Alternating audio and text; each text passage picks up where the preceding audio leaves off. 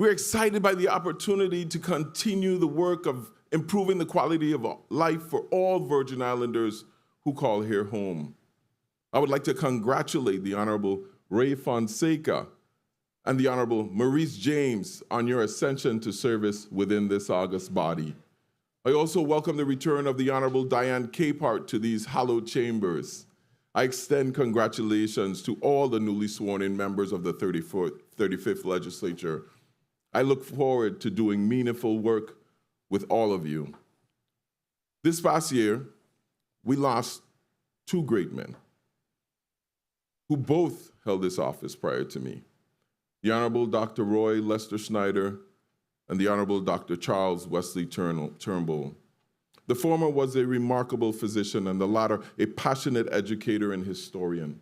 Please join me in a moment of silence as we honor their contributions to the development of these islands.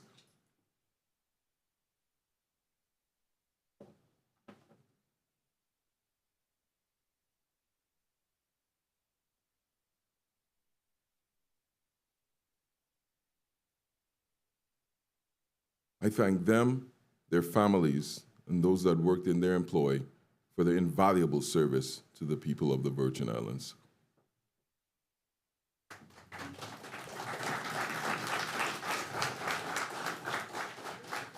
Tonight, we also honor the service of our men and women of the Virgin Islands National Guard as they have volunteered to support the nation's military forces in defending America from threats, both foreign and domestic. As we speak, Virgin Islanders from Virgin Islands Army National Guard soldiers from the 114th Aviation Detachment are deployed along the southern border of the United States supporting the Department of Homeland Security. We also have several members serving on our active duty tours at the National Guard Bureau in Arlington, Virginia, West Point Military Academy, and Fort Benning, Georgia.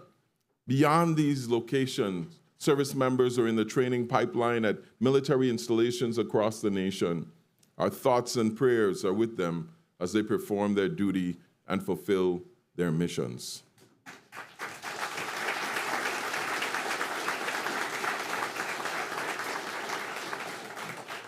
After 4 years of steady progress, in the face of unprecedented crisis, I remain infernally optimistic about the future of these islands. That optimism is not anecdotal. It is bolstered by the tremendous growth in our business, social welfare, and private sectors, and the steady pace towards the Vision 2040 plan that was developed by this community. The reality is that after years of planning and hoping to find the resources to address the needs of our territory, we have finally begun the journey toward a new era of prosperity. Progress is incremental. With each step comes new challenges, but we have faced and conquered formidable hurdles in the last 4 years and have managed to overcome them with great skill and irrefutable success. As we charge on amid a $12 billion recovery from the ravages of Hurricane Irma and Maria, I have come to realize that recovery is a misnomer. This is not a quest to return to where we have been, but a transformational journey to a place we could not have previously imagined. Our troubles have changed.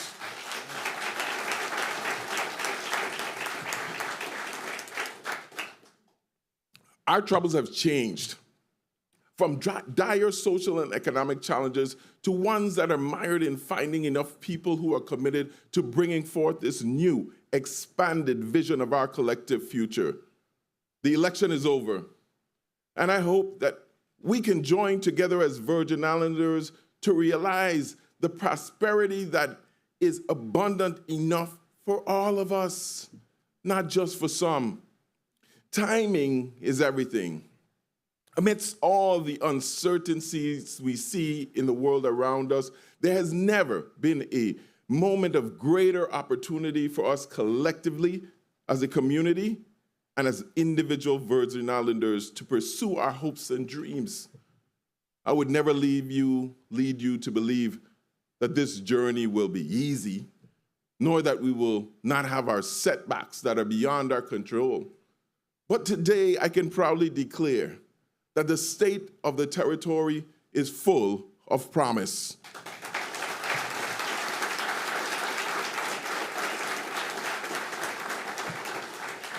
I spent the last 8 months telling you about all the accomplishments of the administration. But of the administration's many accomplishments, our greatest thus far is the improved fiscal health of our government. 4 years ago, we promised to stabilize government finances, and we frankly outdid ourselves. We managed not only to stabilize the failing pension system, but we also realized economic growth during the global pandemic, while many other economies showed a decline.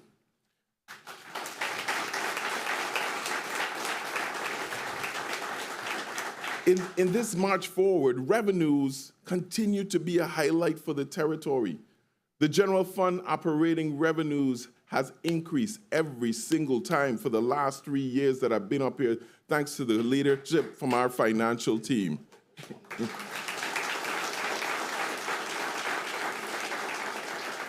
Our revenues increased 12.6% between fiscal year 21 and fiscal 22.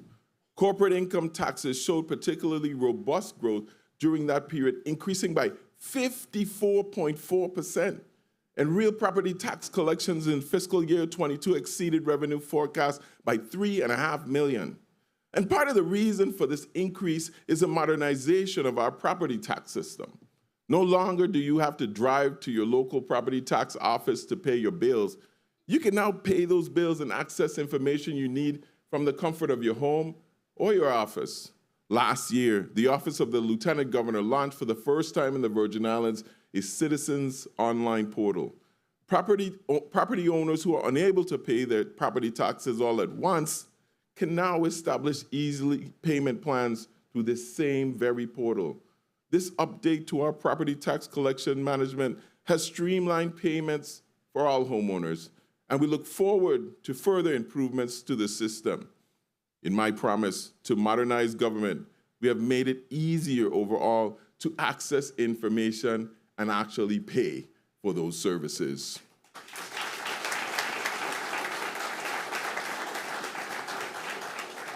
In the years ahead, we can look forward to a burgeoning construction sector as we strive to infuse at least $800 million in federal spending into our economy each year.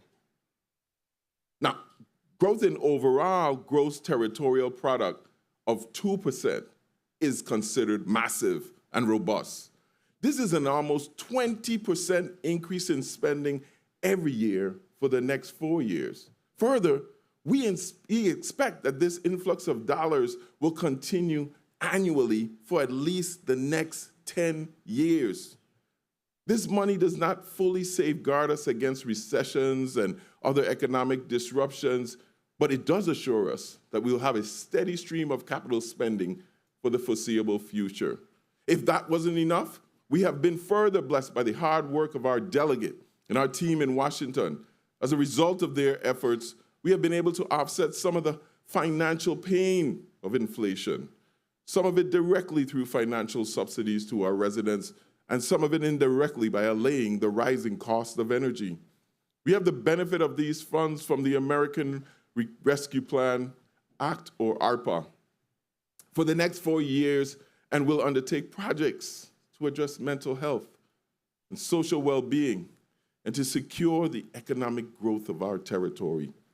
These are not hopes and dreams, but plans and strategies to assure the government of the Virgin Islands is and remains on solid financial footing.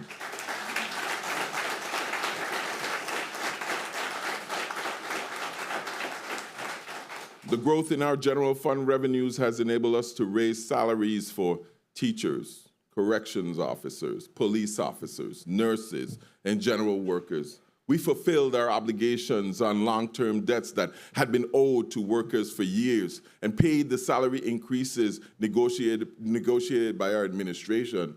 Get this, within the same year we negotiated. We prioritized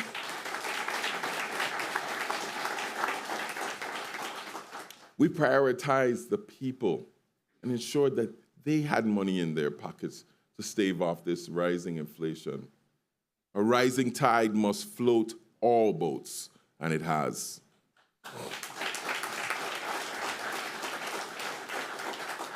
we must be mindful that government spending is not only good for government spending, but it actually spurs private sector activity.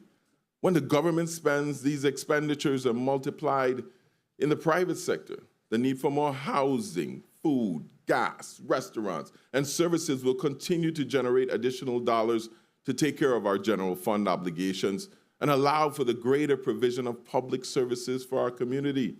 This expanding economic pie has been evident in our robust private sector.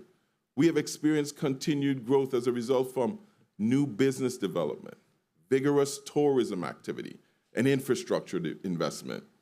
Our administration continues to support the growth and development of our small businesses and attract new capital investment into the territory.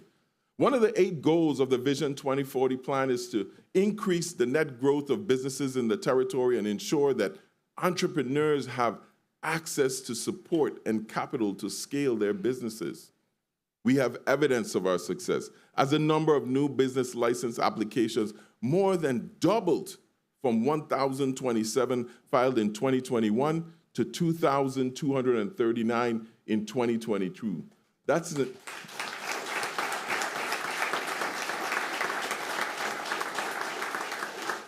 an increase of over 1,200 new business licenses, which significantly surpassed all our projections. The unemployment rate in the territory declined to 5.3% in September 22, which is higher than the pre-pandemic rate of 3.5% of February 2020, but reason for celebration when you consider that unemployment averaged 10% throughout the entire 2021.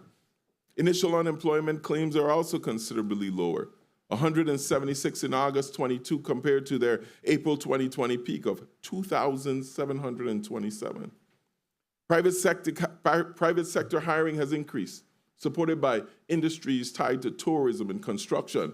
With the expansion in employment, the unemployment rate is expected to decline further this year. And for many businesses here and across the nation, finding employees has become a significant challenge. These are positive signs for those who are out there looking for work or to move ahead and seek new opportunities as we all continue to navigate a post-pandemic era. Last year, we announced the launch of the Catalyst Fund Gap, the Catalyst Fund Gap Financing Initiative. Our administration, along with Senate President Noel Francis Jr., championed this initiative and made $5 million in gap financing available to spur small businesses development. The Research and Technology Park closed on the first Catalyst Fund loan in November, providing $1.5 million to a small firm that will be manufacturing indoor hydroponic garden systems for producing leafy greens and herbs. This is an exciting new tool in our economic development toolbox that provides financing to existing local businesses and new startups with the potential to create more jobs for Virgin Islanders. Expanding our business products and remaining competitive regionally is important to our territory. We continue to lose business and tax revenues to online commerce, which has grown exponentially since the pandemic. The only way to compete is to push innovation. Last year, we were able to award $4 million in support to 337 small businesses through the 2022 Innovation Grant. That program provided qualified small businesses with up to $50,000 to implement innovative strategies to help their businesses expand and grow, making them even more resilient to economic downturns and regionally competitive. During fiscal year 2022, the Economic Development Commission received 21 benefit applications. That's almost 25% of all the applications we have. That has a total potential economic impact of approximately $10 million to be paid out in taxes in wages, and over $7.7 million to be made in capital investments. These applicants represent the potential for the U.S. Virgin Islands to realize an estimated $45 million in taxes over the next 5 years. The University of the Virgin Islands continues to contribute to the sustainable economic development of our islands through its Research and Technology Park and the Small Business Development Center. Likewise, We congratulate the Economic Development Authority on its investment promotion activities that are a critical contributor to our economic diversification.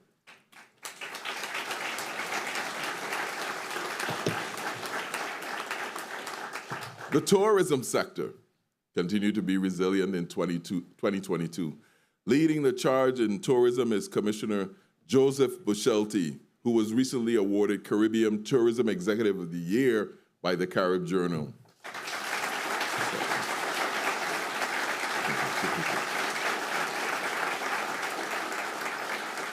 He and his team have garnered recognition for the territory from Condé Nast Traveler, Travel and Leisure, Porthole Cruise and Travel Magazine, Frommer's, and Yahoo Life. The number of visitors to the territory increased last year to over 1.6 million, which is a 116% increase from the prior year. Air visitors remain robust, increasing by 11% through September 22 over the previous year. Cruise passengers plunged to 30,194 in 2020, but began to recover in the third quarter of 21 and reached over 777,000 in fiscal year 22, an astounding 2,475% above 2021.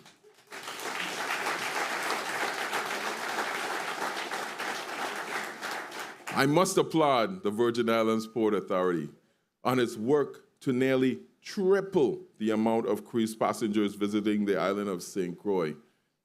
Seeing 2 cruise ships docked at Frederiksted Pier is no longer a rare sight.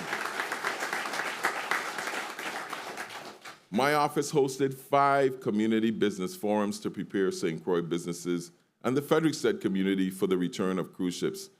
I want to take this opportunity to thank my former Chief Legal Counsel, David Bourne, for his invaluable contributions to moving the economic development policy of the Virgin Islands forward over the last 4 years. Thank you, David.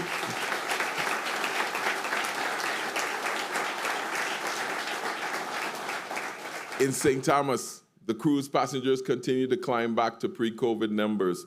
The West Indian Company Limited has recently refinanced its debt to place it in even more of a positive financial light and was further assisted by $2 million in funding that was invested by the local government. The dredging of the inner harbor in Charlotte Amalie is currently going through the Army Corps of Engineers permitting process.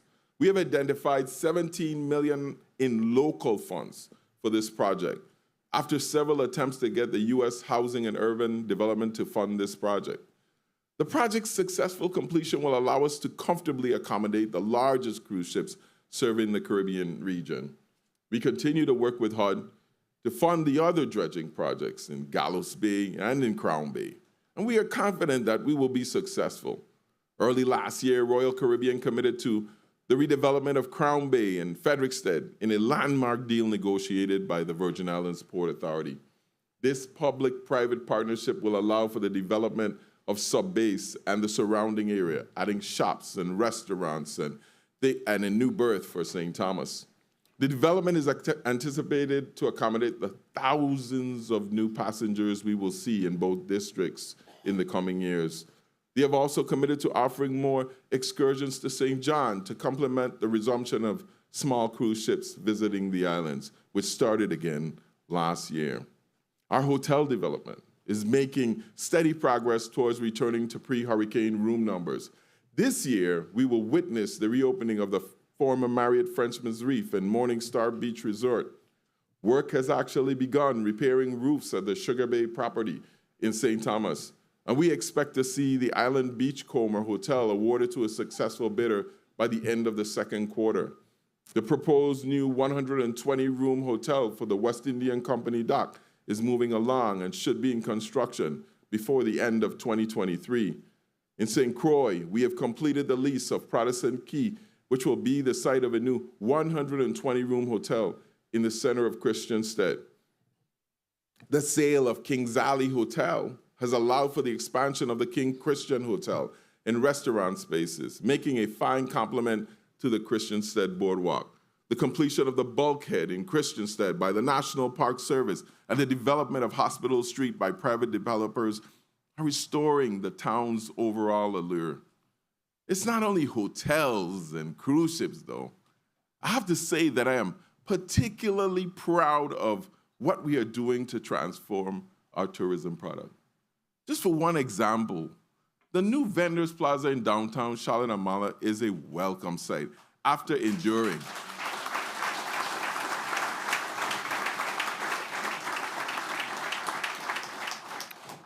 After enduring a previous eyesore for more than 20 years, this is complemented by brand new bathrooms and ATMs across the street. If that wasn't enough, we have finally attracted an investor with enough capital to demolish and reconstruct the old federal courthouse building that sits adjacent to the Vendors Plaza. Right up the street, renovations at the Grand Hotel are ongoing, and the office building on the corner of Educators Park is getting a complete remodel as well. Downtown development at its best.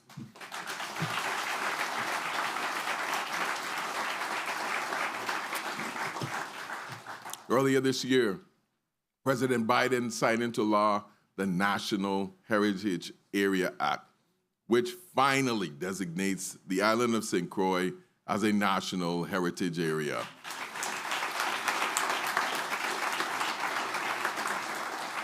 This designation is the official recognition of the importance of St. Croix's natural, cultural, and historic resources to the nation.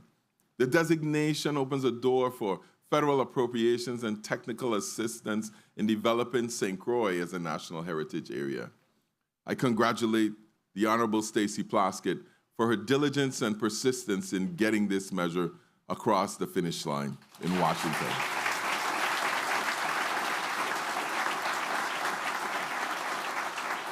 But I would be remiss if I did not also acknowledge the vision and foresight of former Congresswoman Dr. Donna Christian, who got the ball rolling more than 2 decades ago when she introduced legislation to fund the initial feasibility study. This new designation will assist greatly in the promotion of heritage tourism and the marketing of St. Croix as a truly unique destination.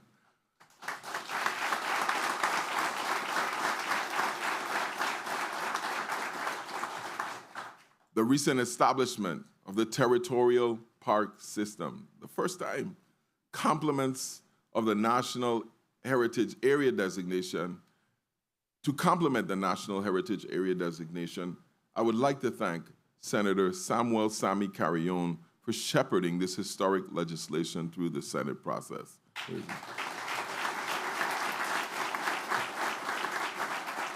This system now, for our own Virgin Islands Park system, will hold lands in perpetuity for Virgin Islanders and our guests to enjoy.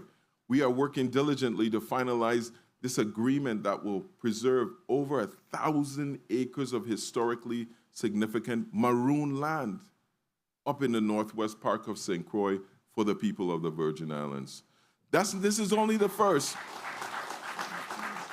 We will be announcing several more land purchases and acquisitions to make sure that we have invested in our children's future and the land of the Virgin Islands. Now, although tourism will remain the mainstay of our economy for the foreseeable future, we must continuously seek to expand and diversify. I congratulate the members of the 34th Legislature for the passage of the adult use cannabis legislation. That action finally allows us to participate in what has been a growth industry throughout the country, no pun intended. We understand that the high risk, high reward nature of this business, and so we will be taking cautious and conservative approaches to building the regulatory system that will sustain the cannabis industry in the Virgin Islands. But the retailing of adult use cannabis will certainly bring revenues and opportunities to our shores. But my real objective has always been to participate in the macroeconomics of this industry. Unfortunately, one of the most crucial parts of my original submission to the Senate was not included in the final consensus legislation that made its way to my desk. That provision in the original bill, which allowed for research under the university, could prove to be the most significant single revenue source in Virgin Islands history. By creating research opportunities, we can patent and trademark cannabis discoveries that would be used worldwide. Residuals and dividends from these trademarks could be in the hundreds of millions and would be returned to the Virgin Islands at a tax discount for the general fund. We intend to resubmit the legislation to this body as we cannot afford to miss this very prosperous opportunity.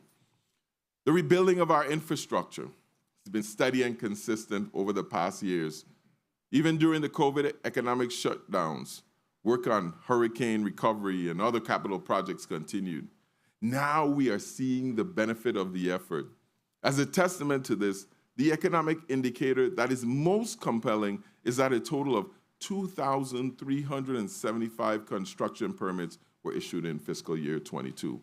The estimated construction value of those issued permits is a whopping $506 million.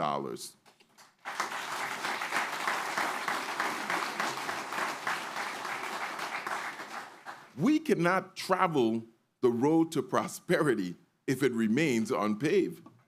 Road repairs and drainage and waterline construction have been a major focus of the Brian Rocha administration. Over the last 2 years alone, with the help of this body, we have invested over $40 million in local funds for road projects. Work on the final segments of the Melvin H. Evans Highway will be completed by this summer. The improvements at the Container Port intersection are well on the way. This project completely rebuilds the connector road and redesigns that intersection to improve traffic flow by installing dedicated turn lanes. Several road projects on the west end of St. Croix will be commencing this year, including the federal routes through King, Queen, and Strand Streets in Frederiksted. The Mahogany Road, which has fallen into considerable disrepair, we will begin work on that road this year.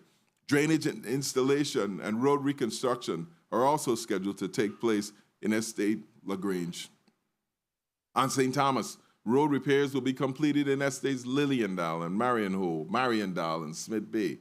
Repair projects begin soon on the First Avenue, and for segments of the neighborhood roads in Estate Thomas, road repairs on Water Island are also underway and will be completed within this calendar year.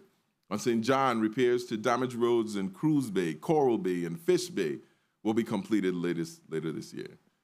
Now, I could stand up here all night and name off road projects. And there will always be somebody who will say, my road didn't get paved though. See, we have done a considerable amount of resurfacing, but the real work of infrastructure as it pertains to roads is gonna take years. It's not simply like laying asphalt, but coordinating efforts to dig once and properly lay electrical, water, sewer, and telecommunication lines. It's a coordination of multiple funding sources and several agencies to ensure that the infrastructure beneath our roadways is designed properly. Then to further complicate the issue, the timing of funds that need to be coordinated amongst each agency with various sources of federal and local funding. It's a complete nightmare. The work that our local professionals do in the Department of Public Works, Water and Power Authority, Waste Management Authority, VI Next Generation Network, and Office of Disaster Recovery is nothing less than incredible. Thank you to you and your staff.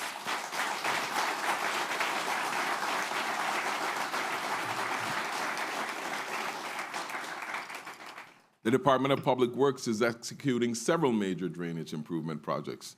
They are currently soliciting design-build contracts for drainage repairs in Frederiksted, First Avenue, and downtown Charlotte-Amalie. The Water and Power Authority continues to overhaul its water distribution system to improve water quality. It's currently wrapping up waterline replacement projects in Estate Clifton Hill. It will soon begin major waterline replacement projects in Estate Hannah's Rest and Campo Rico. On St. Thomas, the waterline along Veterans Drive is scheduled to be replaced in anticipation of Phase 2 of the Veterans Drive rehabilitation. WAPA will be extending service in the Nazareth area this year as well. And in water, there's over $40 million in water expansion, not water replacement, water expansion projects scheduled to take place. The Waste Management Authority is completing sewer line replacements on Brookman Road, Savannah, and Garden Street. Work is about to start on the replacement of sewer lines in downtown Christiansted. Over the next few years, as part of these infrastructure improvements, we will see the completion of over 200 capital projects just in infrastructure.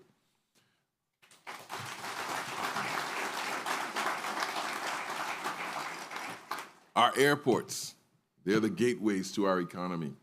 The Port Authority is currently pursuing a public-private partnership to expand and modernize both airports. Partnering with a qualified airport operator will provide the capital investment to construct new jetways, improve the concession areas, and otherwise fast-track the development plans for these facilities. This is a perfect example of how we must approach major projects in this territory. Leveraging public money and public resources to attract private investment that improves our infrastructure is a win, win, win, win all the time for everyone.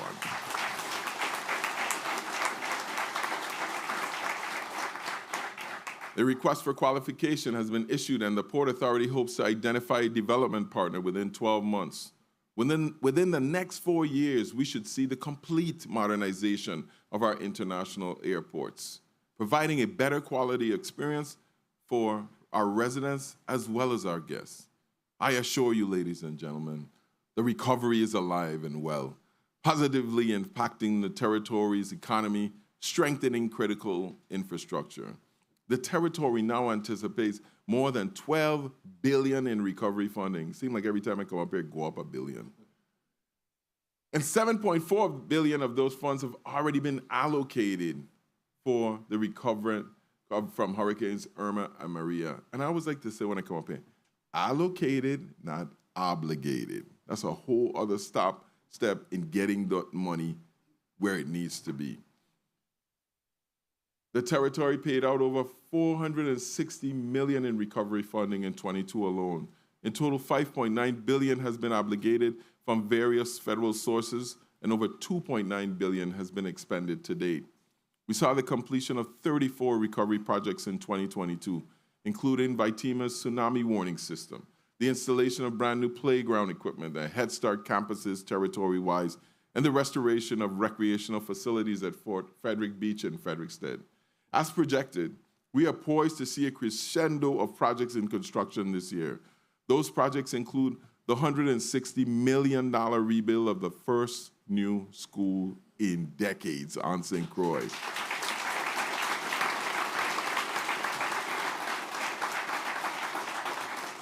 This school is scheduled to break ground in February of this year.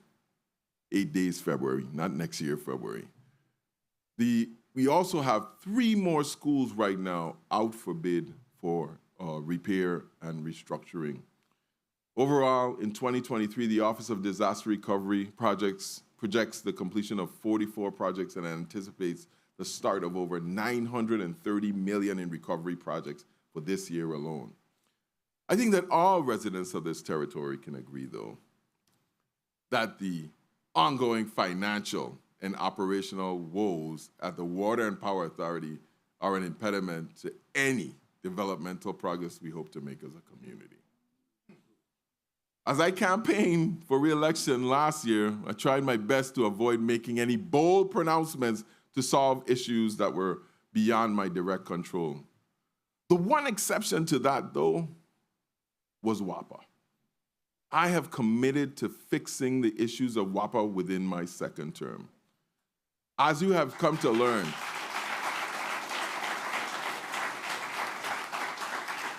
every time I come up here in January and I say something, people are skeptical, and in December it's done. So as you come to learn, I'm a man of my word, and we must create a symbiotic energy system that has multiple sources to the grid for our people.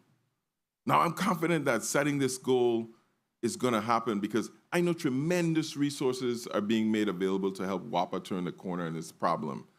And this administration has the courage and the determination to see it through.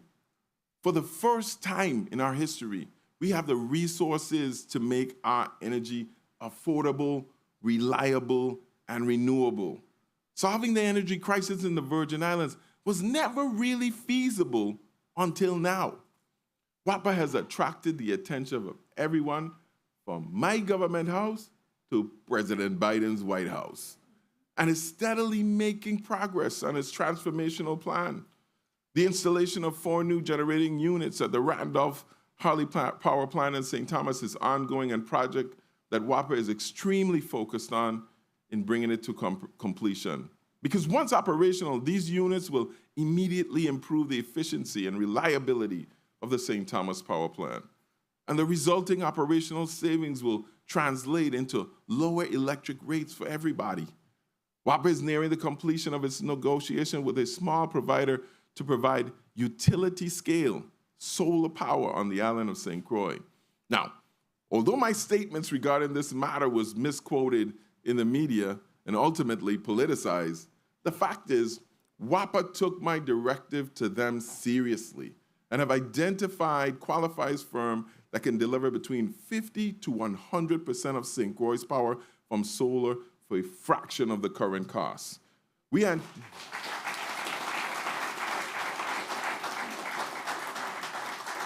anticipate that the solar farms will be fully operational within 12 to 18 months of the execution of these power purchase agreements. Equally promising is the realization that we also have developers that have the capacity to develop similar projects in St. Thomas and St. John's district. These projects will go a far way in reducing the cost of electricity in the territory. However, all this potential progress is jeopardized by the ongoing dispute between WAPA and Vitol, the owner of and operator of WAPA's propane terminal.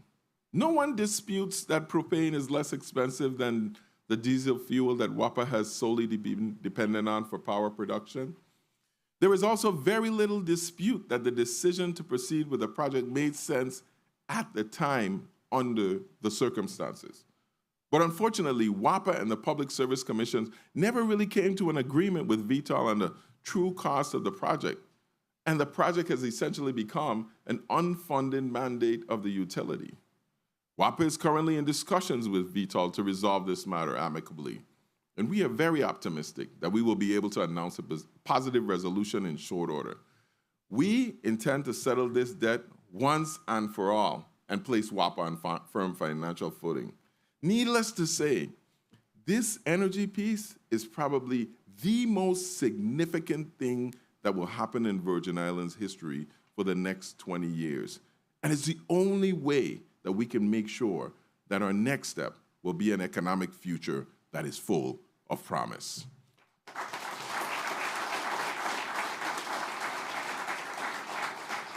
Now, I've been talking about economic growth, and economic growth is fantastic as it affords us the ability to assist our people in ways we could have only dreamed of in past years.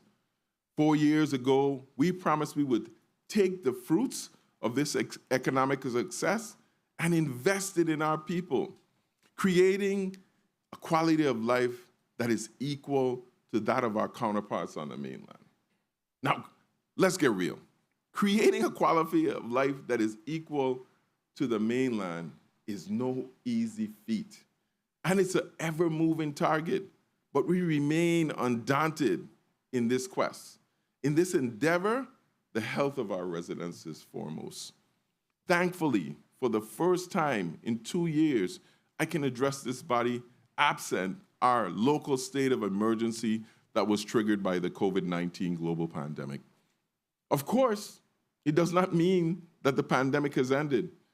Unfortunately, Virgin Islanders continue to lose their lives to this deadly virus. But nationally, realize the declaration of emergency that was first declared by President Trump in March 2020 still remains in full effect. Most recently, the highly contagious XBB variant of the virus has been circulating rapidly. Present person can tell you. However, we are confident in our capacity to treat Virgin Islanders who become infected and to implement the measures to keep our community safe and from the worst impacts of the pandemic as we have done in the past. We understand that the pandemic has stressed our resources, particularly our human resources. That's why we have allotted $10 million to each hospital, Juan F. Louis and Royal Snyder, to support the recruitment and retention of nursing and allied health professionals. It is our hope that these financial incentives will assist us in maintaining critical healthcare capacity at our hospital. And if you don't think we're serious about our commitment to this, the nurses and allied health officials got 7,000 bonus last year. They're gonna get 7,000 bonus this year, and they're gonna get 7,000 bonus next year, and 7,000 bonus in the year after. That is a true commitment to bringing healthcare to these islands.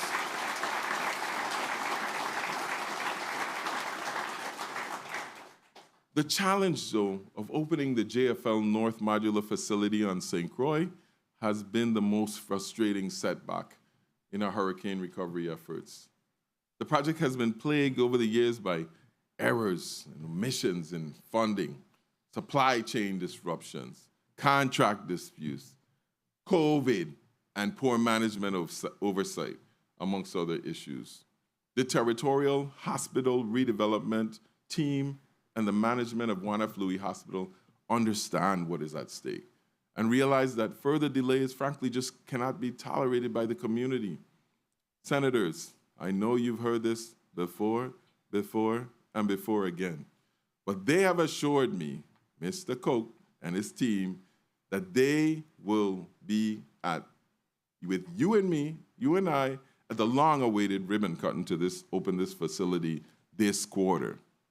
The redevelopment, though, of our other health facilities has not been nearly as problematic. The opening of JFL North will clear the way for the demolition of the existing hospital structure to commence later this year. The demolition of Charles Harwood Medical Complex is underway as we speak, with a contractor mobilizing this year as well. Likewise, the restoration of Charlotte Kimmelman Cancer Center has begun. The Department of Health is also making progress on a new office for women, infants, and children, or WIC, at the Nude Hansen Memorial Complex on St. Thomas, and also in the town of Frederiksted in St. Croix. But healthcare is not limited to physical health. We as a community cannot neglect those who suffer from mental health challenges as well. Providing adequate care for our neighbors with behavioral health issues is a hurdle we must overcome together. It's a hurdle that we will overcome together. I congratulate the Honorable Novell Francis Jr. and the other members of the 34th Legislature for passing the Behavioral Health Act. This comprehensive legislative measure, over 8 years in the making, addresses the interdepartmental coordination of agencies and organizations providing services to individuals who suffer from these challenges. The Act also establishes policies and procedures by which persons with behavioral issues or disorders may receive services. This is a critical contribution to the continuum of mental health care that will result in better outcomes for those of our people with these behavioral health issues. Now, we must continue to prioritize early and consistent treatment so Virgin Islanders with serious mental illnesses may manage their condition, overcome their challenges, and receive the support they need. It is one thing to provide these facilities and everything else for healthcare, but creating access for our community is just as important. More than 30%, conservatively, of Virgin Islanders do not have access to traditional health insurance. Our ability for low-income families to access Medicaid has been hindered historically by the requirement for matching funds imposed by the federal government. For over 2 decades, the Virgin Islands Federal Medicaid Assistance Percentage, or the FMAP, was 50%, and then it increased to 55% in 2010. This is the share, you see, of Medicaid funding that is provided by the federal government, which has long been lower for the territories than for the states. This means since then, the local government has been required to come up with 45 cents out of every dollar expended for Medicaid benefits in the territory. Over the years, the government of the Virgin Islands, its lobbyists, and our congressional delegates have tirelessly advocated for an increase in the FMAP. Today, I am happy to announce that not only did we see a temporary increase in the FMAP to 89% from December 21 through March 23, but we have made history with the passing of the omnibus legislation that permanently increases the FMAP from 55 to 83% for Virgin Islands.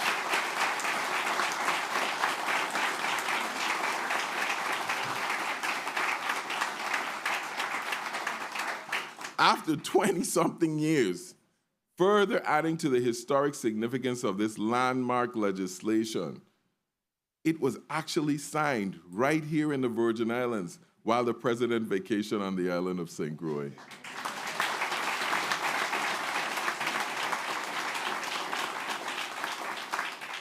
The benefits of the increase in our FMAP are far-reaching.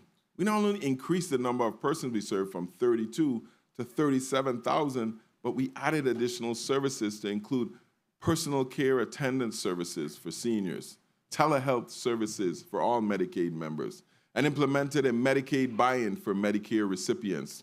We are now exploring expanding Medicaid to cover more of the uninsured population. This is a tremendous accomplishment. I would like to once again thank the Honorable Stacey Plaskett, her staff, and our Washington team for their incredible work.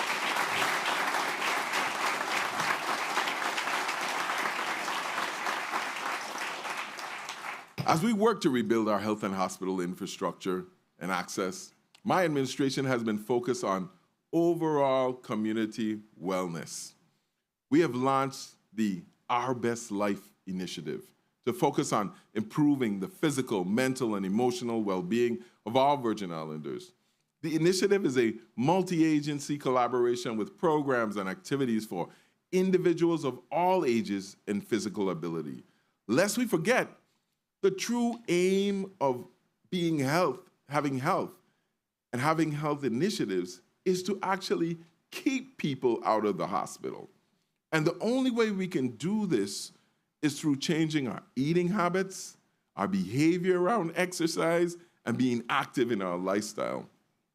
As Virgin Islanders, we continue to adjust to the new normal of the post-pandemic world. We're increasingly finding ourselves meeting up in our favorite space, outside. During the election, I noticed our people and their craving and desire to do low-cost, fun family activities. The Department of Sports, Parks, and Recreation is making tremendous progress in restoring our parks and recreational areas for the public's enjoyment. FEMA-funded repairs are in progress at numerous recreational facilities throughout the territory, with most expected to be completed this year. On St. Thomas, repairs are being made to Emil Griffith, Alvin McBean, and Joseph R. Bain parks. St. Croix, repairs are being made to Pedro Cruz Ballpark, the Rudy Krieger Complex, and the Party Pavilion at Kramer's Parks are all being restored. Additionally, repairs will begin this year on Ezra Fredericks, Lionel Smut Ridges, Michael J. Kerwin Terrace, Oppenheimer Beach, Winston Wells, and Reynold Jackson Complex Ballpark. The Polly Joseph Stadium in Frederickstead. The Polly Joseph Stadium in Frederickstead.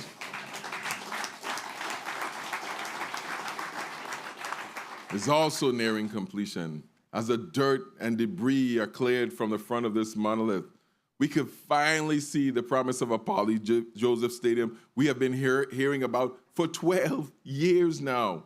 We will soon be submitting a final appropriation request to this body to upgrade several items in the project from the current base bid. After the many years spent in the effort to complete this renovation of this facility, I think we all would like to see a stadium we can be proud of. On the other side of town, the restoration of the Vincent Mason Pool has unfortunately encountered a significant challenge. The original scope of work did not anticipate the need to replace the pilings and the pile foundation that holds the pool up. This change has doubled the cost of the project. It's become a $5 million pool.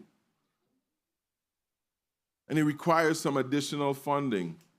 But we are working to execute an amendment to the contract and restart that project this quarter. Drag racing. Drag racing has returned to St. Croix. We congratulate the Caribbean Drag Racing Association and its president, Arthur Hector, for getting racing back on track. Our attention is now focused on horse racing tracks.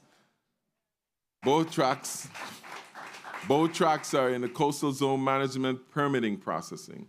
Southland Gaming has submitted its permitting package on behalf of Clinton Phipps Racetrack, and VIGL's contractor has recently mobilized to begin the site work at the Randall Doc James Racetrack in St. Croix.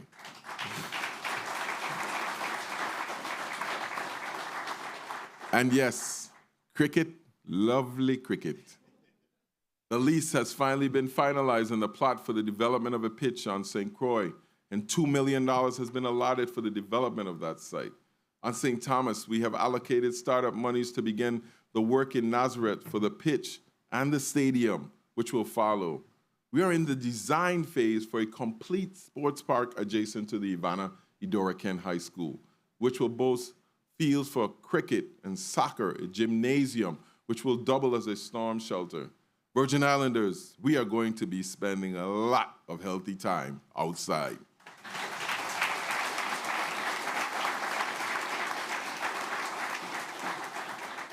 As I always say, luck is when opportunity meets preparedness.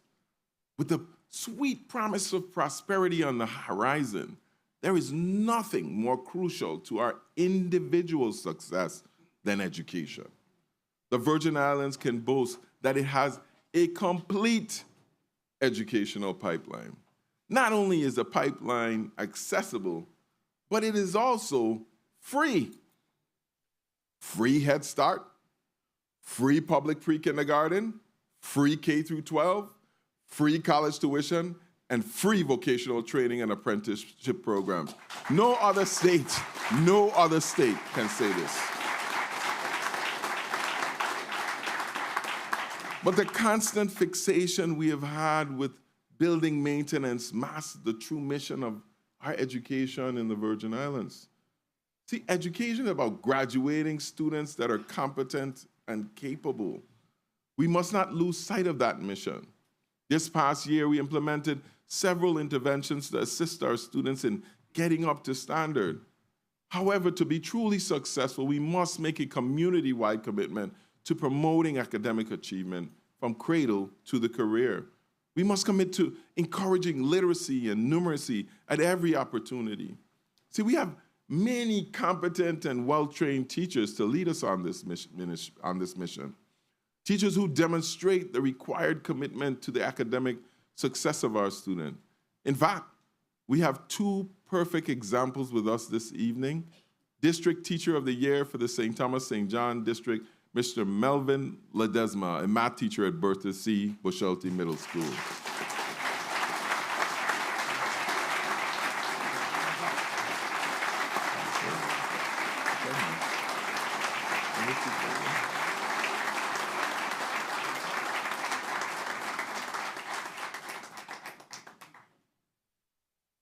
And from the island of St. Croix, the District of St. Croix, Teacher of the Year for St. Croix District, Ms. Astral Baptiste, a kindergarten teacher at the Pearl B. Larson Pre-K-8.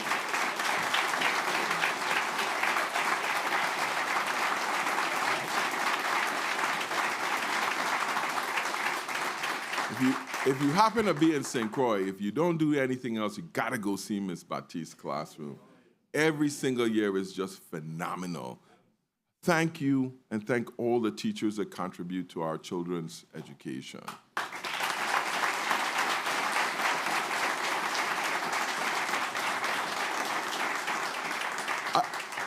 In our further commitment to our teachers, I keep ad-libbing out of my speech. I know my staff is like, what is he gonna say now? We have committed to bringing teachers' starting salaries over the last 3 years to $48,000. And I am not going to stop until it's over $50,000 because attracting and retaining our teachers has to be one of our main emphasis right here in the Virgin Islands.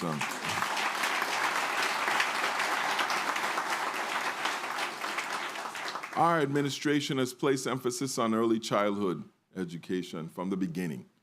We have established public pre-kindergarten programs for 5-year-olds in all but one of our public elementary schools. This year, we will begin construction, restoration, and repair projects on 8 Head Start centers.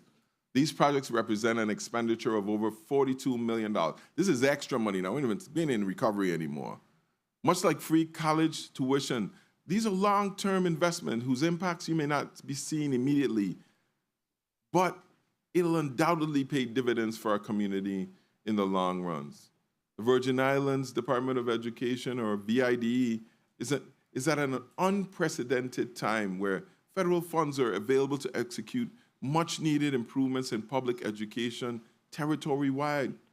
The department will utilize $138 million in American Rescue Plan allotments to reform, rebuild, and rebrand public education.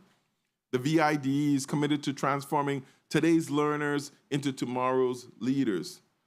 Reforming efforts include, and I think this is so huge, site-based management, which will give each principal $250,000 each to develop plans that meet the needs of the students, the faculty, and the staff.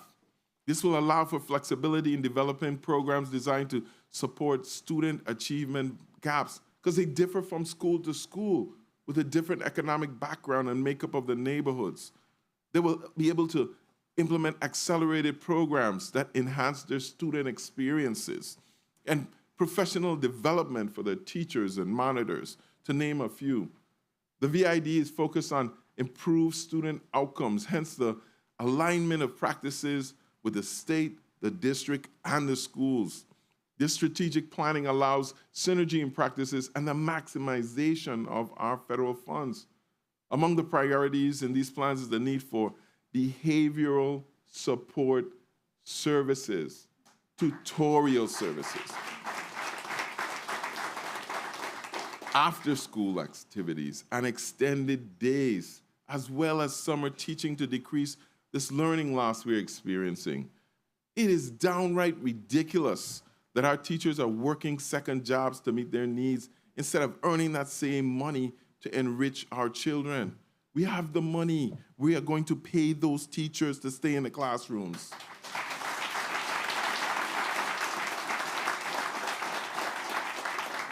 The transition back to in-person learning versus virtual has posed its own challenges.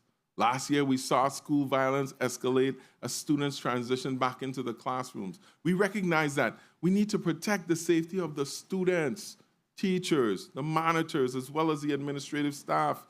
We have supported student-led efforts to encourage healthy conflict resolution and positive behaviors. Administrators are revamping how disciplinary actions are implemented by including wraparound service, behavioral services to address the underlying challenges these students are experiencing. We have identified ARPA funding to assess sites for safety and security concerns. So whether it's electrical upgrades, security cameras, intercom systems, egress and ingress areas, emergency lighting, and a lot of training, we have to invest in it to address this issue.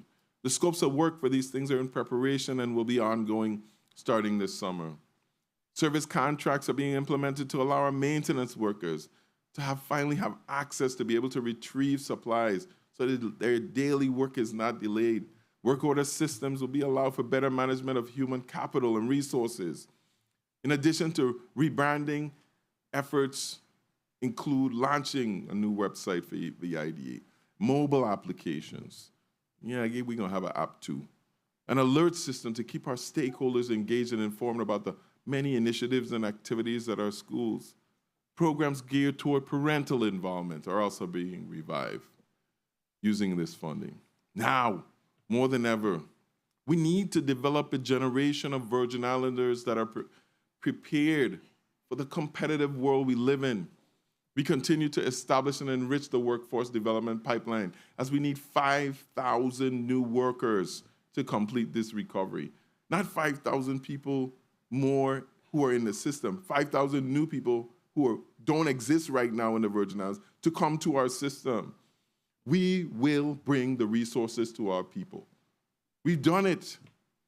But it's up to us individually to develop ourselves and take advantage of the opportunities, free opportunities. Having a safe, secure place to call home is vital to our peace of mind. So whether you are a first-time homeowner, a senior in your twilight years, or a person experiencing homelessness, affordable housing is a basic necessity. In the past 4 years, we have been on a mission to address our territory's housing crisis from a variety of angles. We are creating access to new housing across every income level. In a cooperative effort with the Virgin Islands Economic Development Authority and our local banks, we have established the VI Slice Moderate Income Home Ownership Program, designed to help fulfill a wide range of goals, including homes purchased for rehabilitation, new home construction, down payment and closing cost assistance, and secondary gap financing assistance. This makes $250,000 per person available on a grant never ever before even dreamed of, much less implemented in the Virgin Islands.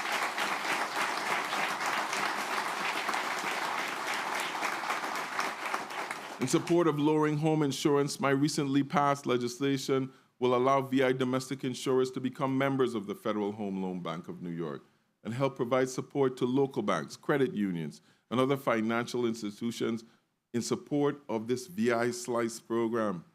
Get you a slice, eh? Our federal partners at HUD have signaled bold steps to improve the quality of our existing housing and produce abundant housing through increased support to our VI Housing Authority. Last year, HUD provided $46.2 million to help over 2,000 families living in public housing and 2,000 living in moderate income families utilizing housing choice vouchers.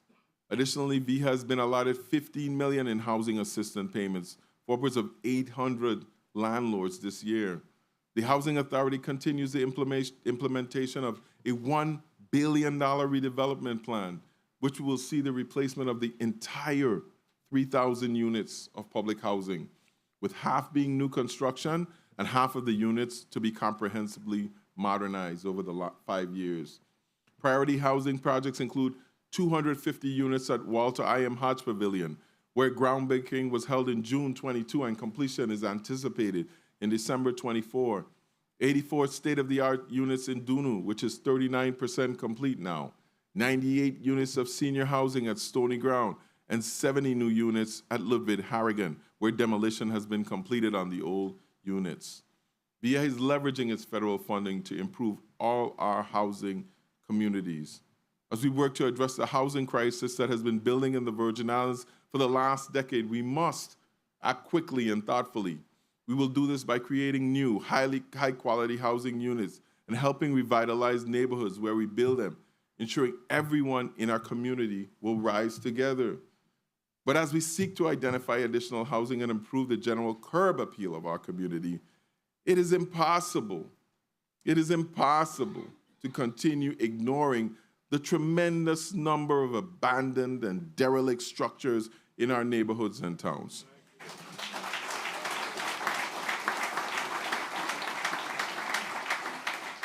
Buildings damaged by Hurricanes Hugo and Marilyn have encumbered additional damages in the aftermath of Hurricane Irma and Maria.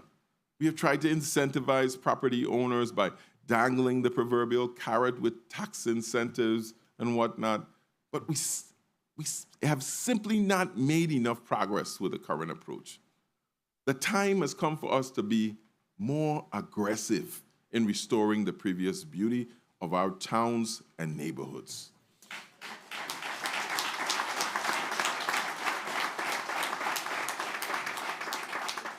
In the next few months, I will be sending legislation to the Senate that unifies and modernizes our historic preservation laws, as well as addresses abandoned and derelict properties. We haven't made it yet. We're going to get with the community, so we have your input when we do this. But we will be seeking to, and our aim is to put in place a process for properties to be placed into conservatorship by order of the court. These court order conservatorships would temporarily transfer control of the property to a public or nonprofit entity for the purpose of restoring the property to functional viability. Emphasis on temporary, because we want our families to maintain these properties, but they simply don't have the resources or the will to do it. I look forward to your collaboration and cooperation on this historic effort in getting our towns back to where they need to be.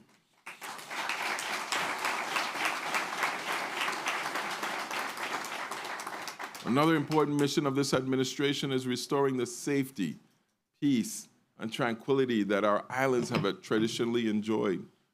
In my past addresses, I have called our community to action.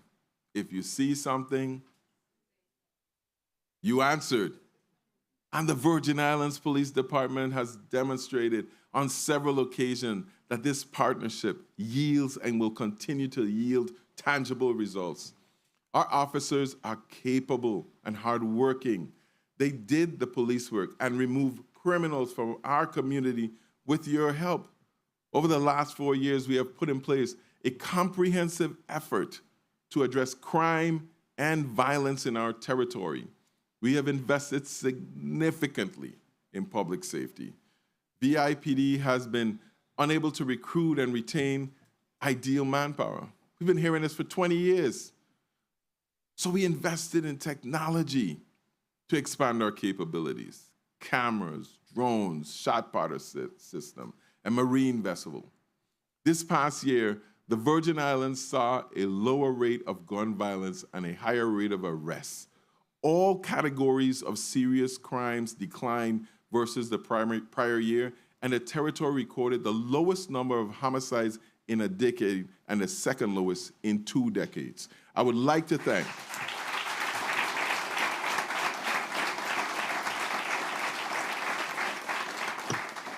I would seriously and earnestly like the community to thank Commissioner Ray Martinez and especially our men and women in blue who have served and protected the citizens of this territory.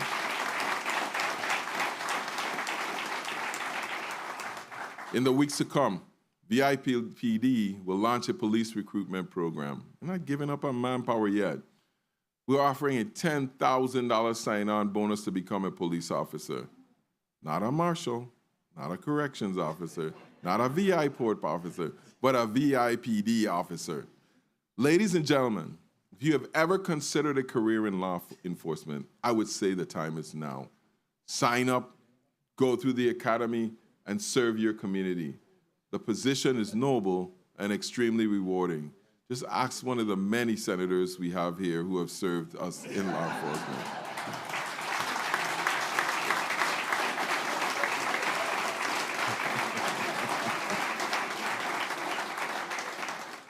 But removing criminals from the street is not a long-term solution.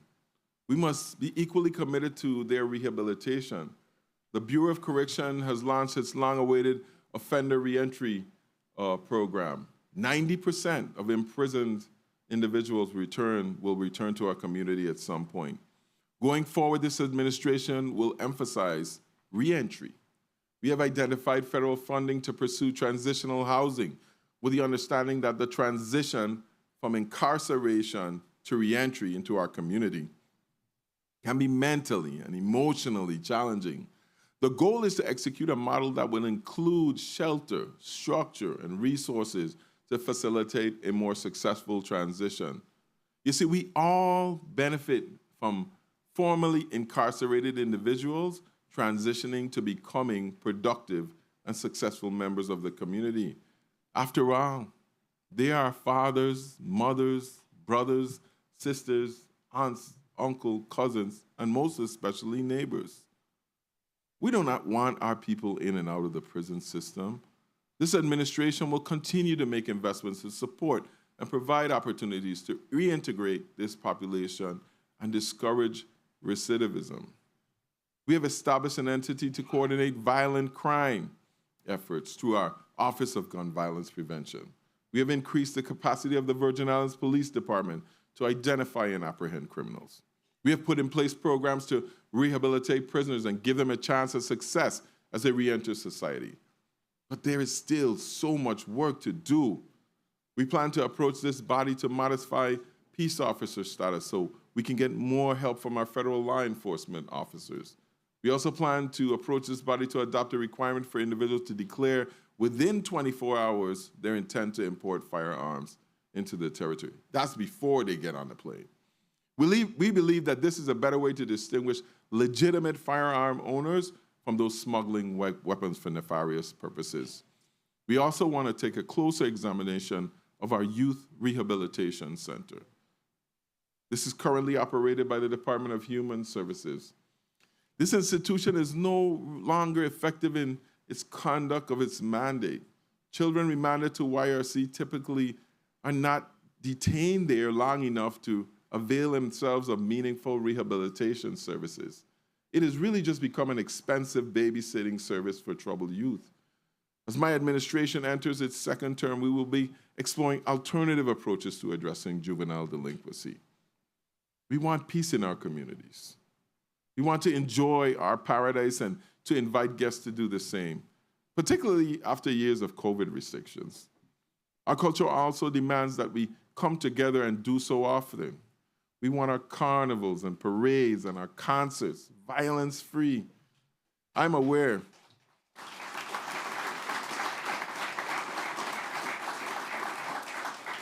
that we will only achieve this mission through prevention and engaging those most at risk in our community. The Workforce Development Board, in partnership with the executive branch agencies and Align VI, is executing the Dannon Project model in the U.S. Virgin Islands. The model focuses on training and employment opportunities for at-risk young adults. Providing training and employment can positively change the course of someone's life forever. We are seeking partnerships from the private sector to support this program. We invite our local businesses to help change lives by partnering with us. The judiciary in the Virgin Islands remains the anchor of the criminal justice system. I thank the honorable judges for their work on behalf of the people of this territory. While we recognize that the delays that the pandemic forced on our courts, we are cognizant of the constitutional right to a speedy trial. As the great orator Martin Luther King Jr. stated, "Justice too long delayed is justice denied." This extends to our citizens who have cases languishing in courts, whether criminal or civil. It is important that these cases move forward so that our people can have their matters heard and resolved in a timely fashion. We are pledging our cooperation and our full support to the judiciary in this effort. Finally this evening,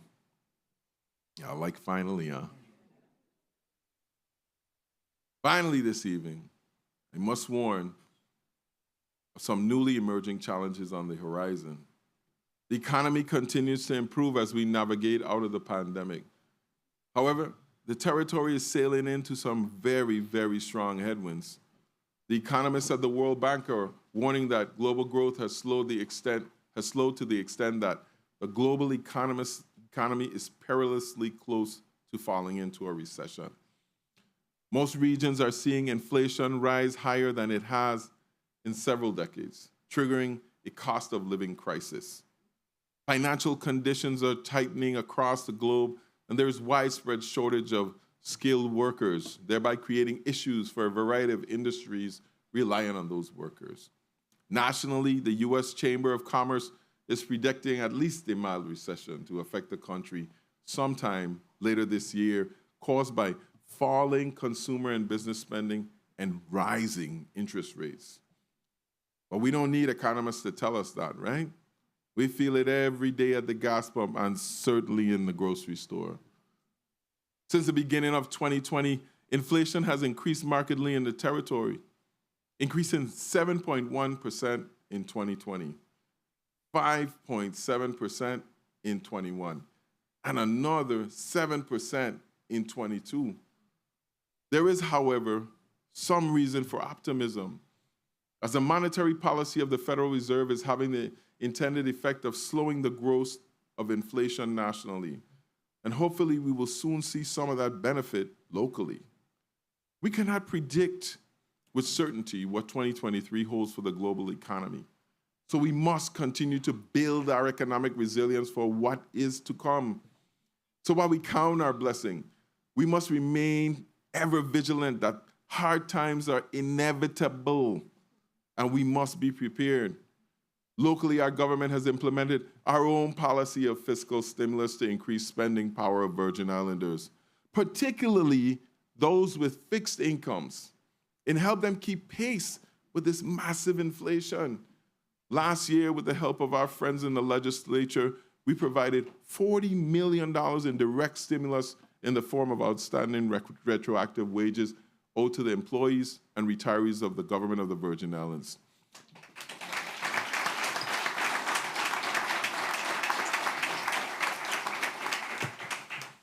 The government's current obligation for repayment of those retroactive wages, which go back 40 years, is still $135 million. Now, I made a promise last year that this administration will pay at least $25 million every year, and we have budgeted another $25 million for this year to be paid out before October 1st.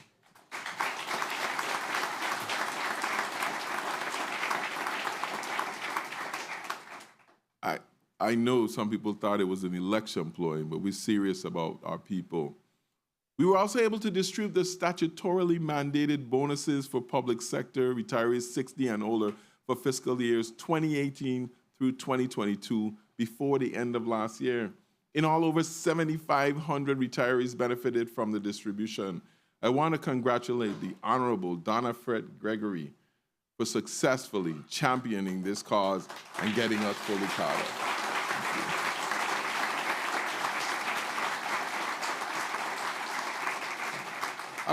And I want people to recognize that these are not easy things to do. I mean, we took this money out of general fund, and the Senate president, let's say, took me to task to make sure we get it done.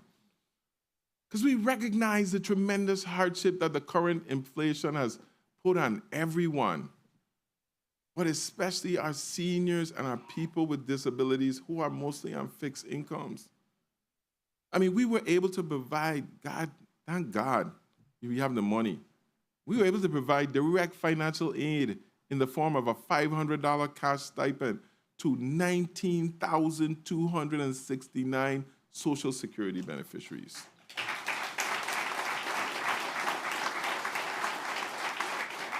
We still got another 1,700 checks. I guess people don't need the money.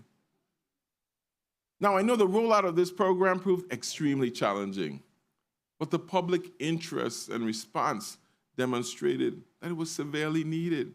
When you're seeing our seniors, 70, 80 years old, willing to go out and stand in line in the hot sun, you know they need this money.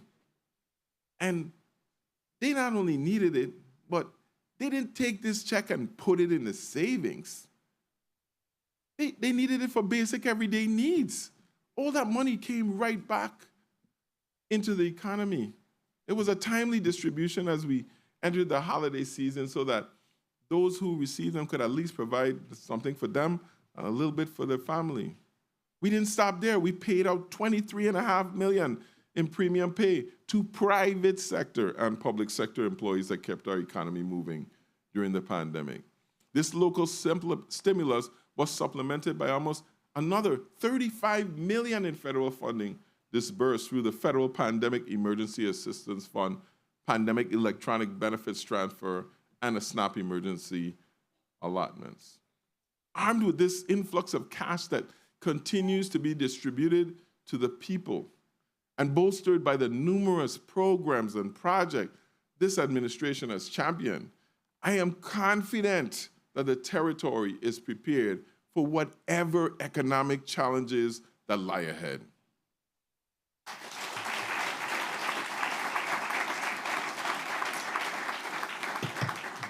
So, how can I say we are full of promise? How can I make such a bold pronouncement? Well, there are help wanted signs everywhere and jobs for every qualified Virgin Islander who really wants one. We are offering free college education and free job training in every area you can think of. We have strong economic development planning in place. We are receiving regional and national recognition for our post-COVID economy. Billions of dollars are pouring into and invested in our infrastructure. Yes, there remains much work to be done. But we can get it done if we do it together. I stand here willing, ready, and able to put in the work. But I need your help. So friends and colleagues and Virgin Islanders, tonight I ask, will you join me in moving more people out of poverty? Will you join me in championing a healthier community? Will you join me in pursuing a safe and secure community where young men and women live as neighbors and not as enemies? Will you join me in building a community that truly values education? Will you join me in helping our young people achieve their dreams of home ownership? Will you join me in the pursuit of a Virgin Islands that we can all be proud of? I ask these questions because I know that if we are unified in our approach to confronting problems and implementing solutions, we will achieve lasting success in service to our people and realize the full promise of these islands we call home. In the words of the late Governor Alexander Farrelly, we owe it to ourselves to capture and preserve for posterity those things which are the essence of what we are and who we hope to be. Virgin Islanders, join me as we embark on this journey. God bless you. God bless the Virgin Islands. Love you.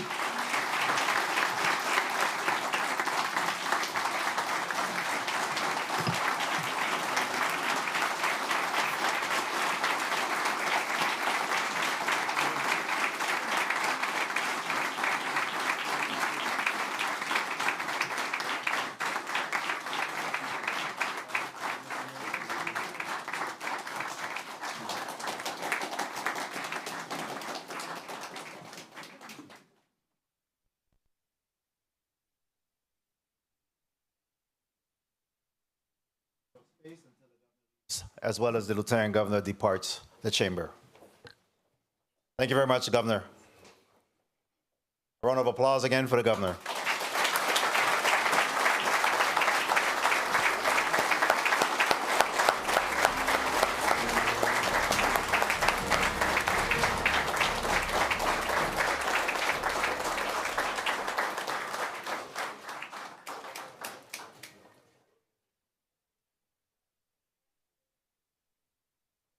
Delegate.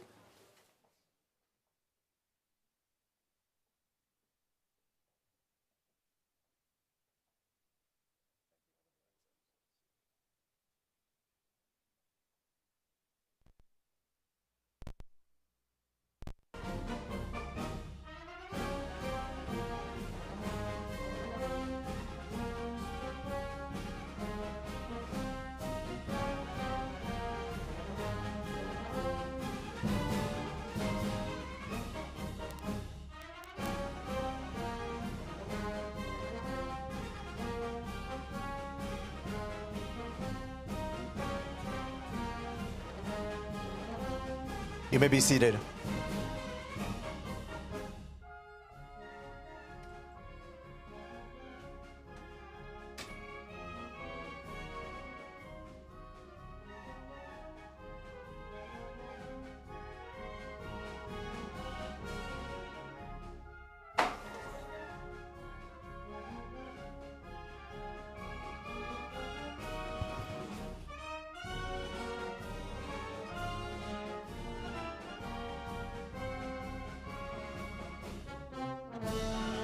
Ms. Roach and Ms. Brown, you may depart.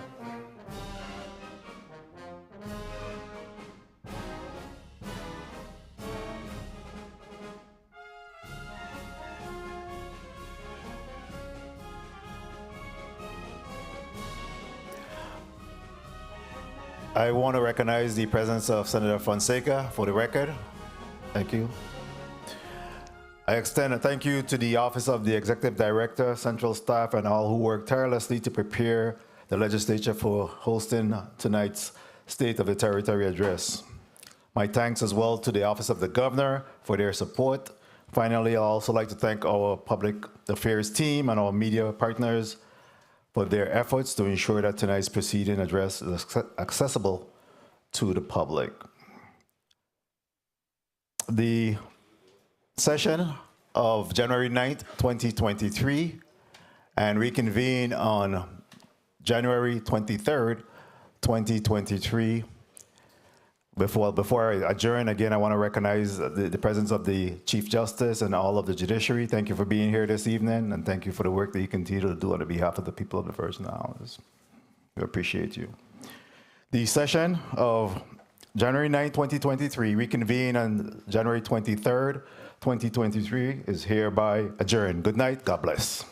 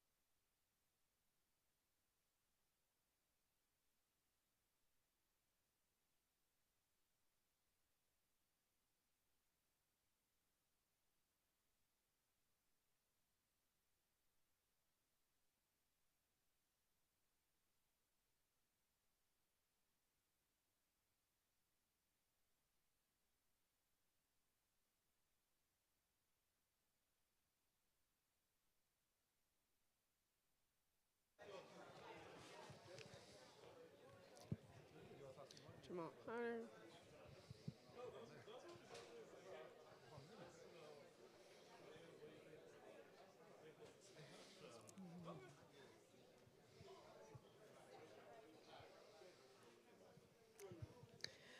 I'm Africa Harrigan for Legit TV. Co-hosting tonight is Jamal Potter. And right now joining us is our Senate President of the 35th Legislature, Nouvelle Francis. How are you tonight? Good evening, Ms. Harrigan. I'm fine, thank you. How are you? Wonderful. So what were your thoughts on the governor's speech? I thought that the governor delivered a comprehensive speech in regard to the state of the territory.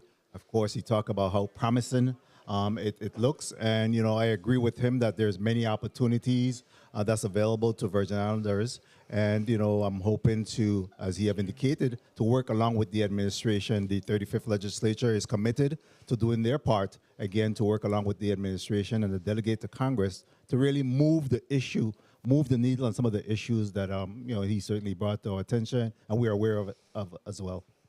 The governor spoke about the modernization of the property tax system, stabilizing the pension system, and he also talked about revenue increases in terms of the corporate income taxes as well as the general fund monies as well.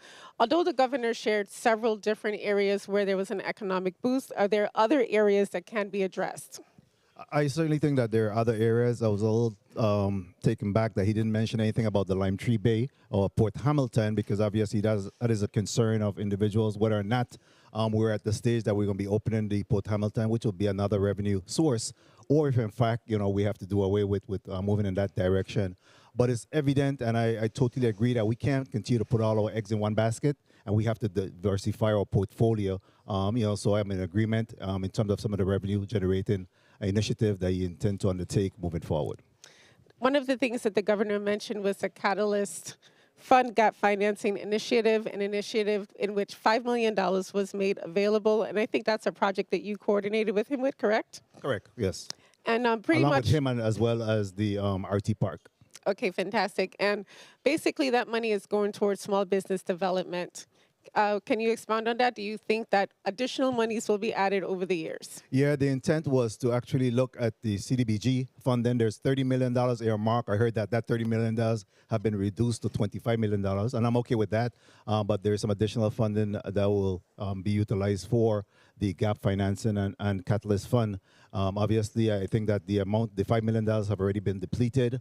I know that the RT Park have already committed the initial $5 million, and they're ready, willing, and able to really expend the additional $30 million or $25 million, whichever it is that's remaining. Is there anything in his speech that he did not mention tonight that you would have liked him to mention?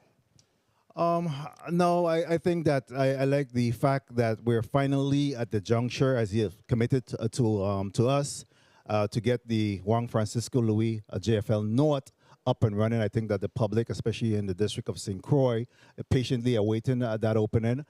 Certainly, some of the road repairs that you have spoken about, we have worked along with the administration for $40 million to assist with road repair. Territory-wide, the Mahogany Road has been really deplorable condition for quite some time, and I'm happy to hear that they intend to really get that road repair during this year. I look forward to that.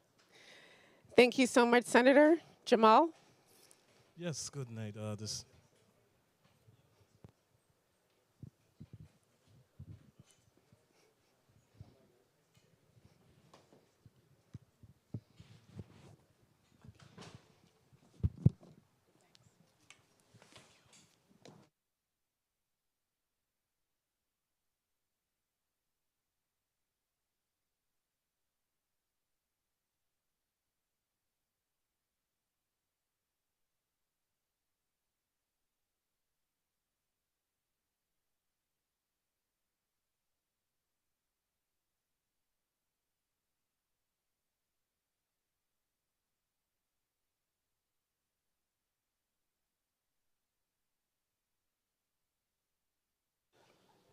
So what would you like to talk about?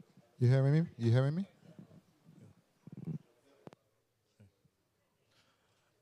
Good night. This is Jamal Potter for Legit TV, and we are speaking with the Vice President of the 35th Legislature, Marvin Blyden. How are you today, sir? Oh, I'm great. Thank you for having me do this most important interview, Yes. Mr. Potter. Yes. And what were your thoughts on the Governor's State of the Territory address today? Well, first of all, it was a very optimistic speech. I believe that we have a mandate as senators, especially in the 35th legislature and the executive branch alike.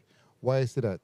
From the time we started the church services before we were sworn in, the preacher and the clergy spoke to working together. They spoke about seizing the moment. And the governor actually started off his speech by saying the timing is everything. And he spoke about tremendous opportunities, especially when it comes to the Department of Education with the amount of federal funding that they have available to them. And he also spoke in respect to housing and the SLICE program. And I do agree with him 100%. Why? Because, as he stated, there have never been a time in our history that we have had this much federal funds available for the people. In respect to the SLICE program, I would like to see them make some changes in respect to not following a hard mandates, because when they have done that, they have eliminated a certain amount of people, and it's a local program. So I believe it should be totally different from the HUD guideline and regulation to assist as many of our people as possible. He also spoke to the $40 million in not water line repairs, but water line extension. And I've been championing that cause for the last 3-4 years. The money is there. We need to make it happen, because what it does, it also assists with our housing stock. Why? Because it will drive down the cost of the construction. and expand and create more revenues for the water and power authority at the same time. So I'm looking forward to working with the executive branch and my colleague in that respect to assure that we really do seize the moment and take advantage of the opportunity that's before us. Because, like I stated before also, what Earl B. and them did back in the days, I would like to see us repeat that because this is the time, this is our moment, and we must work on behalf of our people. Yes, and I know one thing that the governor spoke about today was infrastructure. Being that you are on the Committee of Housing, Transportation, and Telecommunications, Yes. what do you feel should be done in that area for improvement? In respect to our infrastructure, that is the backbone of our economy in terms of everything and all aspects of our economy. And what needs to be done, honestly, we need to streamline processes. We need to work together and come up with plans and execute those plans because we have a lot of projects online. But in terms of execution, we need to see execution, and I believe middle management have a critical role to play because once our middle management is on point, everything else flows accordingly. So I believe that, like I said, we need to plan accordingly, meet, and execute. And I believe that will go a far way in terms of actually bringing in more revenues for our people. Yes. And was there anything in the governor's speech today that you feel that he did not properly address? Well, honestly, he only have a certain amount of time, and there are several areas that he could have expound more on. In my opinion, I'm housing all day and night. I believe he could have expand more on our housing crisis, our housing issues, and also mental illness and our seniors. Could expand more on that, but he touched many areas and he touched some of those areas also. But nonetheless, I think it was a pretty good speech, and like I say, was very optimistic in my opinion. All right. Africa, back to you. Thank you so much. Thank you. Good job, man.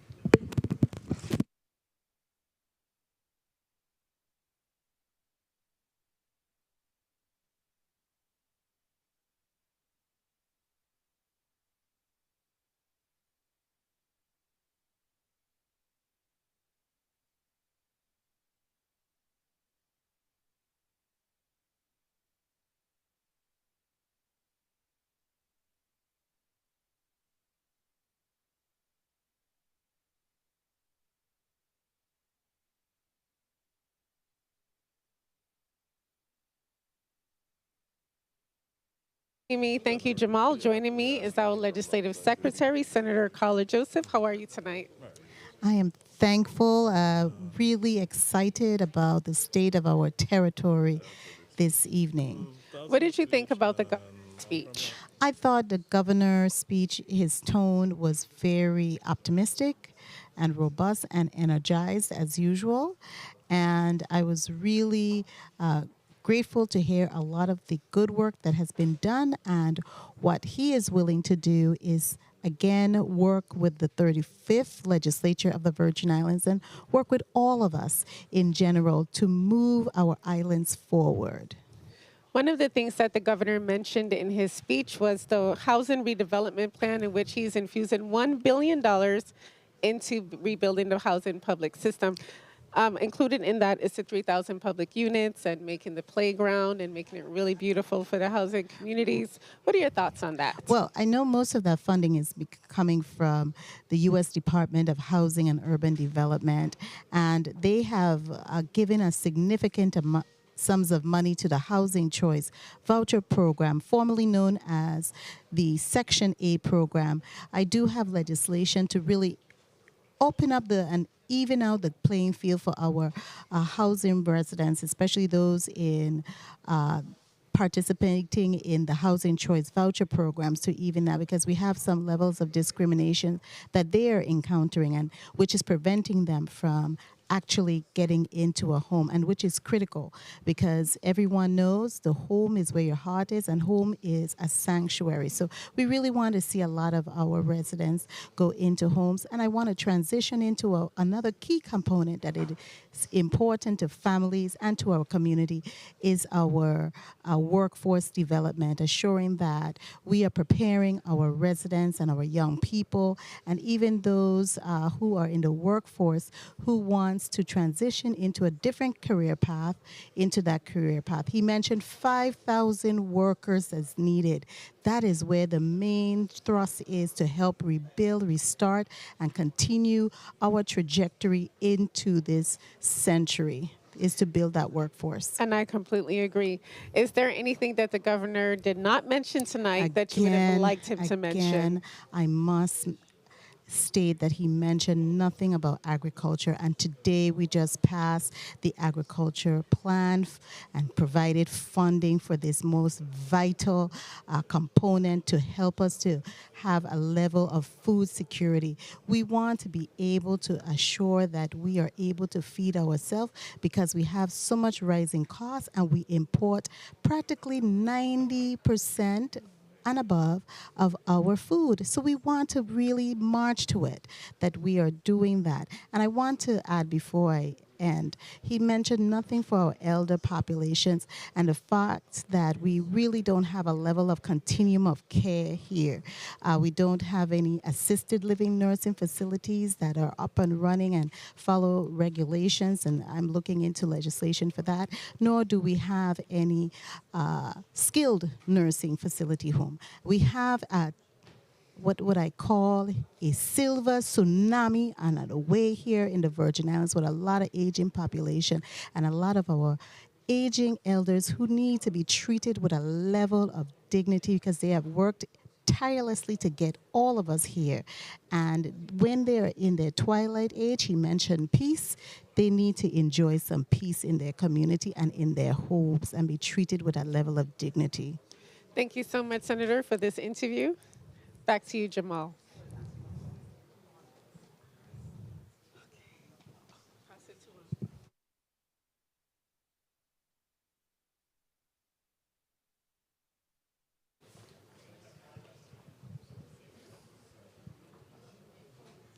Yes, we are.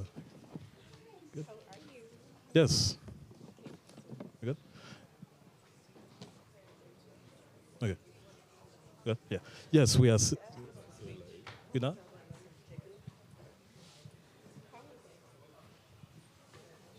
Well, yes, we are here with Senator Kenneth Gittens. How are you today, sir? I am blessed. And yourself? I'm good. Okay. Great. Great. How did you feel about the governor's speech today? I'm pleased with much of the information imparted on us this evening. Of course, there were maybe one or two crucial St. Croix matters that I wanted to hear a bit more about, which were the JFL North firm opening date, and I wanted to hear something on the refinery. But we didn't hear anything much on the refinery. However, much of what was imparted this evening, I was moved by the statements. All right. And in the governor's speech today, he spoke a lot about the resurgence of tourism, particularly cruise ship arrivals on the island of St. Croix. Now, you are a senator from St. Croix.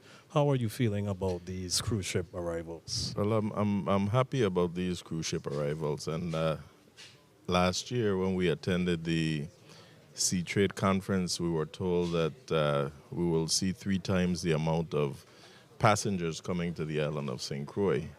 Now, one of the things that I would like to see us do is address our dilapidated downtown areas.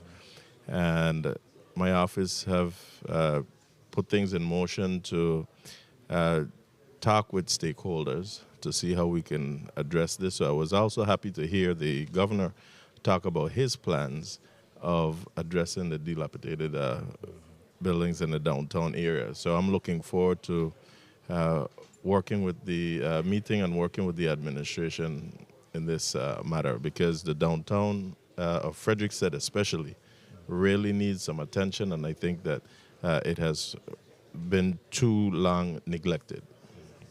And was there anything in the governor's speech today that you feel he did not address? Well, something else that I would have liked to hear a little more about, and I will be reaching out to the governor's office and the Office of Management and Budget, is the premium pay to especially our first responders.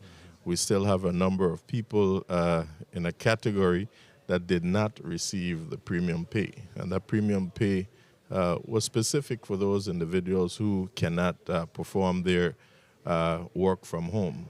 And we know for sure that our law enforcement officers, our EMTs, and our doctors and nurses could not perform their functions from home, and especially those at the hospital.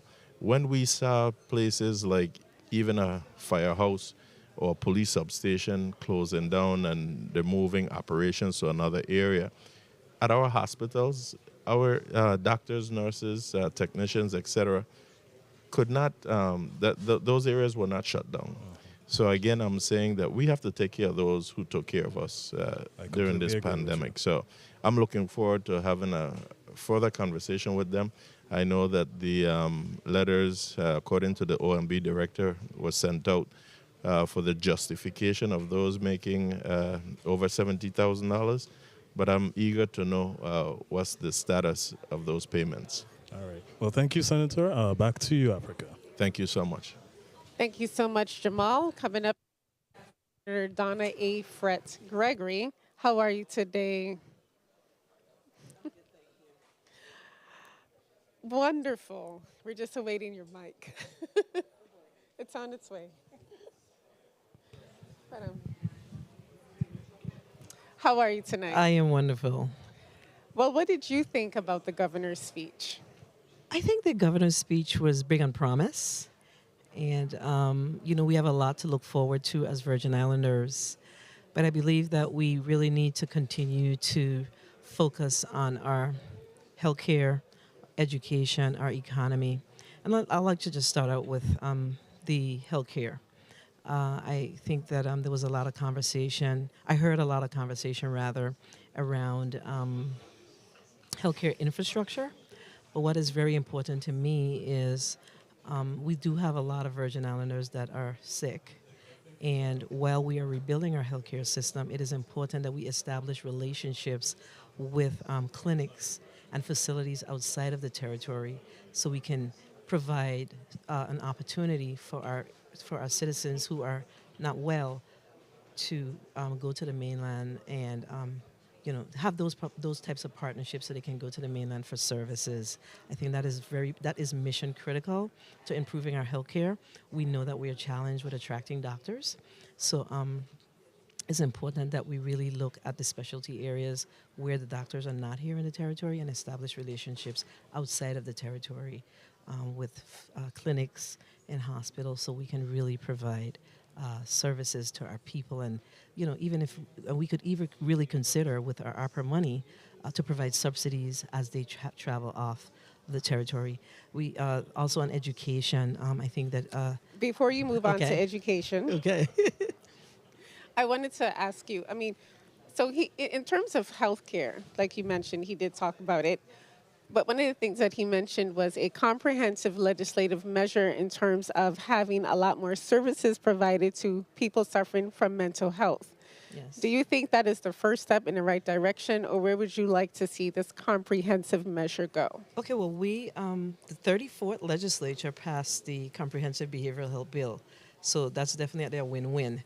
Now is the implementation. It's important that the administration really focuses on the implementation of the Comprehensive Behavioral Health Bill. So that's also going to, of course, require funding, and it requires support, and it requires personnel. So again, that's definitely a win-win and an upbeat, but now it's time for implementation. That bill was recently signed, so it's implementation time. Yes. And just like you mentioned, being able to coordinate with people nationally to make services even more available to them. Was there anything in the governor's speech that he didn't mention that you would have liked him to talk about tonight? Yes, and I basically just mentioned it to you around the healthcare and how we're going to make sure that there's services to our people, in addition to the fact that around the education component, you heard that there's a lot of funding available for education. But I didn't really hear, so how are we going to ensure that we are going to see student achievement for our children? The other thing that was very much missing is, I remember in his previous State of the Territory in 2022, he talked about a commission on aging and the implementation of same. I did not hear anything about the commission on aging, so I'm looking forward to having a conversation with him around, so what are we doing for the elderly? His conversation was definitely short on how are we addressing the needs of our elderly in the Virgin Islands. So that's something that we really need to focus on as we work in the 35th legislature as well. Thank you so much, Senator. Back to you, Jamal. Thank you.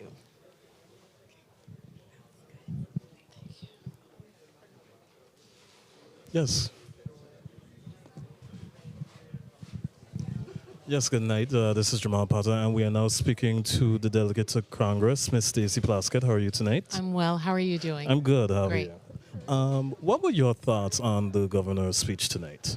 Well, I was appreciative of how concise it was, and it really outlined, I think, and highlighted the major points that the governor had to make with regard to the accomplishments of his administration in its first term, as well as his ideas and thoughts on what his priorities were for his next term and for the upcoming year. I was really glad that it very precisely stated what he felt his administration would be accomplishing moving forward. And one of the things that the governor did speak about today, the Virgin Islands is heavily dependent on tourism. There is one thing he spoke about, the passage of the medicinal marijuana. I know this has probably been a very controversial topic, but how do you feel this will, stimulate growth in the Virgin Islands? Sure. Well, I'm happy to see what the legislature as well as the governor puts forward. Of course, in my office, as a federal office, there's not much input that our office would give. Presently, of course, marijuana still has a federal designation as being illegal. There are those of us that are looking at the decriminalization of marijuana. I was a sponsor of one of the impediments that we're going to see with this commercialization of marijuana, which is safe banking. That because this is seen at a federal level as an illegal activity, individuals who make large sums of money in this have not been able to bank in FDIC banks. And so myself and there are quite a number of members of Congress on both sides of the aisle that are really trying to create safe banking laws that would allow individuals to get that done. And do you feel that there is anything particularly in, as your office can do to facilitate anything that the governor is trying to pursue? In terms of what? I guess just in terms of just general improvements. Well, I mean, most of the activity that the governor talked about in terms of rebuilding of roads, healthcare, the funding to the schools, the $150 million that he was going to be putting towards the schools for teachers to be able to implement, most of those things come through federal funding that our office has been hard fought to provide, whether it's in the FMAP in changing the Medicaid funding that he talked about, making that permanent. Even the funding that was provided for individuals so that they could have the retroactive pay that had long been standing came through the earned income and tax credit being made permanent, as well as having it reimbursable. That added $20 million additionally. $234 million that are going to the schools from federal funding for ARPA, the forgiveness of our disaster loans of $300 million. So I can go on and on. Our office, my work, is really to ensure that we have the resources, i.e. finances, to be able to get that done. And so many of the things that the governor talked about, I'm really happy, whether it's in WAPA and really diversifying our energy and making it more affordable, as well as some other things that we really want to pivot to ensuring that the Biden administration actually obligates and releases that funding so that Virgin Islanders can feel it on the ground. Thank you very much for your time, Delegate. Thank you. Back to you, Africa. Okay, who's next? Joining me today is our Senator Angel Voclis Jr., and of course, he is our at-large senator. How are you today? Good evening, Africa. I'm doing very good. What did you think about the governor's speech? I think it was nothing short of exceptional. I think he covered a lot of key basic areas in our economy that we are concerned about, education, infrastructure, waterline extensions, and so forth. So even healthcare. So I'm really looking forward to see what else is in store and collaborating with him through the legislative branch. In terms of one of the things that you mentioned, he did talk about road repairs, and one of his quotes that he said was prosperity abundant for all and not just for some. And when he mentioned that, he was actually referring to road repairs on St. Croix, road repairs on St. Thomas. But are you satisfied with the road repairs on St. John? There have been some considerable advancements on road repairs throughout the territory to include St. John, and I believe that the work is not finished as yet and that there is more to do. He did not touch on the rail guards, which I think throughout the territory we're seeing a lot of our rail guards need to be replaced. I'm hoping that that is part of the plan when we talk about the infrastructure as well. But for St. John, I think there is some work to be done, but it's over 70% of work has already been done. I do like that that you did mention the rail guards, because rail guards are a major safety, That's right. implementation there. In terms of the healthcare system, he talked about the comprehensive legislative measure in which all of agencies within the government and entities are collaborating to ensure that there are more services available for those suffering with mentally ill issues. What do you think about that? I think that is something that has long plagued our society, and with the passing of the behavioral health bill, which was passed in the 34th legislature, I think that we're going to see some advancement in that area. Still, that it is the groundwork foundation of it. There's a lot more to do, but I'm looking forward to seeing how we can collaborate with the executive branch in that endeavor. Is there anything in the governor's speech that he did not mention tonight that you would have liked him to mention? I would have liked him to mention Myra Keaton clinic on St. John, in addition to waterline extensions to agriculture lands. If we're going to have a serious conversation about agriculture and food sustainability and food security here in the Virgin Islands, we need to force our Water and Power Authority to extend waterline extension to agricultural lands so that we can see the benefits of that. Thank you, Senator. Back to you, Jamal. Okay. Thank you.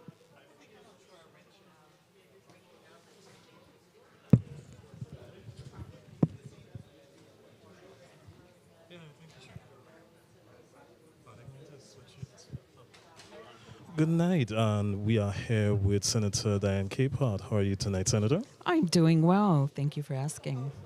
How did you feel about the governor's speech today? I was motivated by the governor's speech. The governor talked about an array of challenges that we had within the last 4 years, and I think he addressed all of them.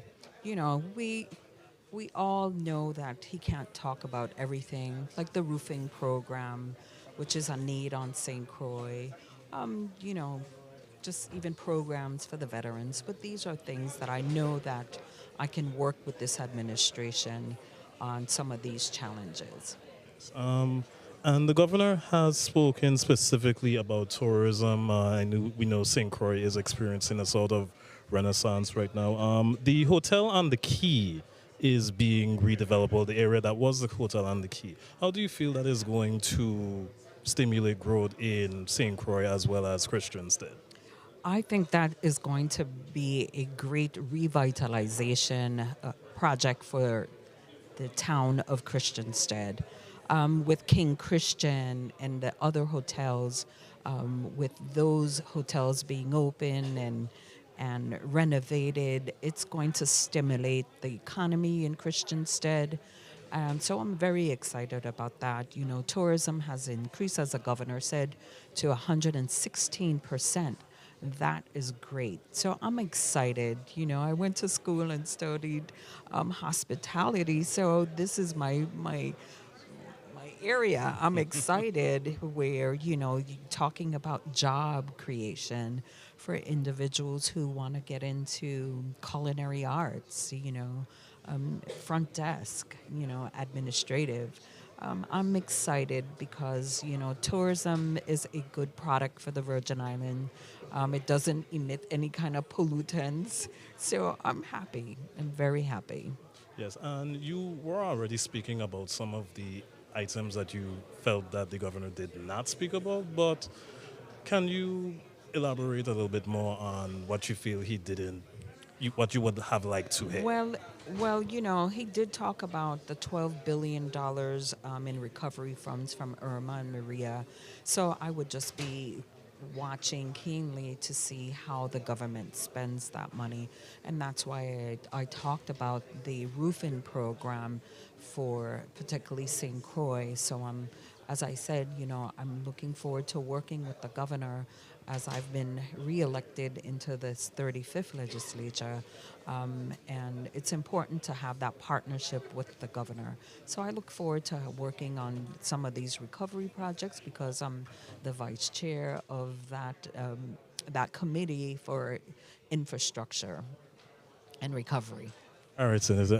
Thank you so very much for your time. Africa, back to you. Thank you.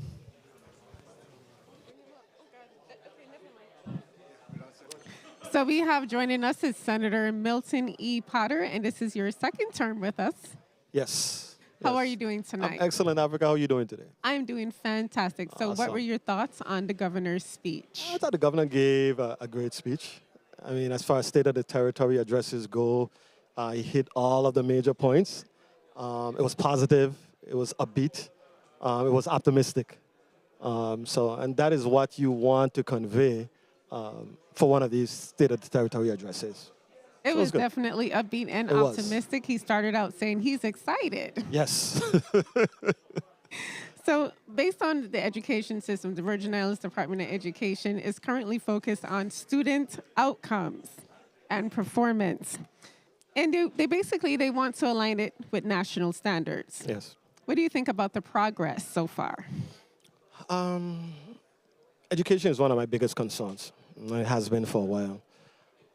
We have been through a lot of challenges as a result of the hurricanes, hurricane recovery, COVID. Our children have lost a lot of learning time, which has an impact on the foundation, laying the foundation. It has an impact on their future. I think if we aren't intentional and deliberate in terms of developing strategies to impact the learning loss that our children have experienced, we're going to pay a tall price for that. I would have liked for the governor to elaborate a little more on the specific strategies that his educational leaders are taking to bridge that learning loss gap. In terms of education, we're going to move into the housing redevelopment plan, in which $1 billion was actually set aside for that project. And pretty much what it's going to be is community building, have over 3,000 public units, have playgrounds. What do you think about that? I like it. I like the idea of us not having these big monstrosities, of us developing neighborhoods that are safe. We are experiencing a serious affordable housing crisis in our community, so that would really go a long way towards providing residents of this territory with clean, safe, affordable housing units. We have a shortage here in our community. So I like that. I like the direction we're going with regards to affordable housing. Fantastic. In terms of tourism, the governor spoke about the redevelopment of Crown Bay and Frederickstead and even of Cervais, having additional shops and restaurants there. But do you think that with these developments, once they come into fruition, will it make the Virgin Islands the #1 premier destination? I think so. I mean, we're well on track to being the #1 destination right now. He mentioned that a commissioner received numerous awards, and the Virgin Islands has been highlighted during this COVID and post-COVID for what we have been doing in the area of tourism. But I don't want to throw any sort of cold water on this, but I'm concerned about when is it going to be too much. Right. But there might be room for growth, but we have to at least at some point have in our minds when does it start to be diminishing returns, as far as, tourism and growth is concerned. Very quickly, I want to ask you this question. Was there anything in his speech that he did not mention tonight? I would have liked, and it might be a small thing, but it's a big thing too. I would have liked, he mentioned the Polly Joseph Stadium and some of the recreational facilities that were being built. I am still a little uncertain about what is happening with the Lionel Roberts Stadium. It's been there, it's been sitting. We haven't heard a lot about where we're going with that. I would have liked for him to mention something about that. Has been a mainstay in this community for a long time. So Thank I would have you liked if so he said much, that. Senator. You're welcome. Back to you, Jamal.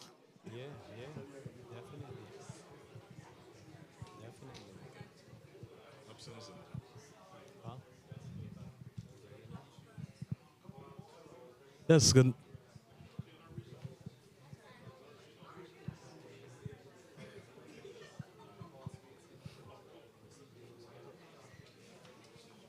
Good night. We are speaking with Senator Ray Fonseca. How are you tonight, sir? Hey, fine. Blessing.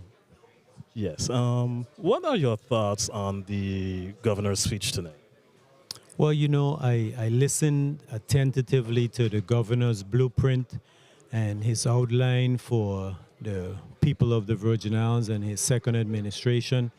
And I can see where I can, you know, support a lot of his initiatives, you know, based on my commitment to serve the people of the Virgin Islands and the governor's efforts. I have to say I'm a little bit impressed with how the presentation was, the amount of areas that we have been showing progress. You know, he was fair in his assessment. There are certain areas that we still need to improve upon, like, for example, the WAPA issue. But the WAPA issue, I think, can be, you know, further breaking down into the vital issue with that propane plant. We all know that has been a problem.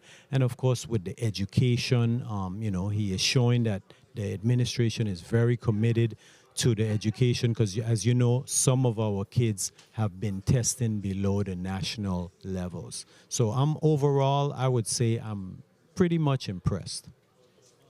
One thing that the governor did speak about today, inflation is a rising issue in just about every part of the world right now. What do you think should be done to? Yes, inflation. Okay, you know, there's several things that I want to see happen with inflation. First of all, let's start with the retirees. You know, I think that our pension system, the GRS system, should pay a cost of living allowance. Like, for example, Social Security in this year, I think they increased their payments about 8.7% based on the cost of bread, of eggs, of milk, of, you know, orange juice in the Virgin Islands. We need to make sure that our retirees are getting a cost of living increase, because if you're on a fixed income and the prices are rising, you know, it's trouble, because basically you're getting poorer and poorer every year. In addition to that, with the inflation, if I may, we need to control the prices of gasoline. I think we need to do a little bit better job with prices in the Virgin Islands. It just seems like prices are going up just too rapidly. Well, Senator, thank you for your time. Africa, back to you. Yes, thank you. Joining us right now is Senator Franklin Johnson. How are you tonight? Good evening. I'm doing very fine. And he just shared with me that when he used the name Franklin, his mother used to beat him. Can't tell you a secret at all, huh? What did you think about the governor's speech? The governor was real upbeat and a lot of promises. And I as a politician, you don't promise people. People want to hear concise and precise time of when things are going to happen, when they're going to get the action and see things happening. So a lot of times you will keep saying he promised, and, you know, promise is a comfort to a fool. People want to see this place moving, you know, but he was very upbeat. One of the things that, you know, he spoke about was the economy, the modernization of the property tax system, the stabilization of the pension system, and of course, the increased revenues for the general fund and the corporate income taxes. But are there other areas that needs to be addressed in order to further stabilize our economy? Most definitely. I didn't hear anything about agriculture. And food security is a serious situation for this territory. As you know, all of our food, some 98% of it comes in by boat and then trucking. If there happen to be a shutdown in the mainland with the trucking, the shipping, we're in a bad position. And we need to make sure we really invest in stabilizing our food. We can really cut down and bring in a lot of food that's coming in, a lot of vegetables, our tomato, our cucumber, our zucchini, our squash. A lot of these stuff can be planted right here. Our eggs, earlier today we spoke about that, the price of eggs. We can do some chicken farm here that's going to cut that cost greatly. So that's an area that I think will boost our economy if we are serious. Back in those days, they talk about the Virginia, especially St. Croix being the food basket of this territory. We got to go back to that. We got to make sure that we can feed ourselves and then start expanding to other Caribbean islands. One of the things that he did mention was the Virgin Islands Department of Education, how they're basing student progress on student outcomes and having their curriculum in alignment with the national standards. What are your thoughts on that? And it's all good to hear that, but you first have to make sure that the infrastructure is suitable for learning. Today there was a set of teachers out there and they gave me some of their complaints. And there are simple things that can be fixed. You're talking about rodents, you're talking about pesticides inside our school. We have to make sure that the environment that our students go to learn in is conducive for learning. All of that other stuff is good to hear. But if the environment is not conducive for learning, then what happens? We end up with that, that loss of our children getting that opportunity to learn because there's so much other distraction. And in terms of that, he also spoke about the housing redevelopment plan. $1 billion is being infused into that, and it will be over a development of over 3,000 public, housing units. What are your thoughts on that? And that's a plus. But what he didn't speak about is our folks that are living with these blue roofs. We are in our 7th year after the hurricane, and that program, that Envision program, is a stalemate. It's not moving. And I go to people's homes on a regular basis. I see people with wash pan. They still got wash pan around here catching water. That program needs to really pay attention to make sure that we can fix our people's homes. And most of the people that are living in those homes are seniors. We cannot continue saying that we care about our people, we care about our seniors, but these are the kind of conditions we have our people living in. And very quickly, was there anything in his speech that he did not mention tonight? Well, besides agriculture, he was very vague on the prison, and I did my best trying to make sure that we can get the right person to run the facility, and I still going to be shooting for that. There's a lot more to be said about our infrastructure. He spoke about roads. Roads are not the only thing. We have a lot of government buildings that are deplorable. So I hope that piece of legislation will address the government building them too, because the Interior Department gave us some $25 million. The government spent about 10. There's the next 15 million sitting there. Now we're trying to find other avenues of saying that we're going to deal with this historic preservation. No, let's use that grant. Let's find ways to make those grants easier accessible to our people, because that money is sitting there. Thank you so much, Senator. Thank you very much. Back And next to you, time when I Jim. give you a story, don't give it out. Okay. All right. Back to you, Jamal.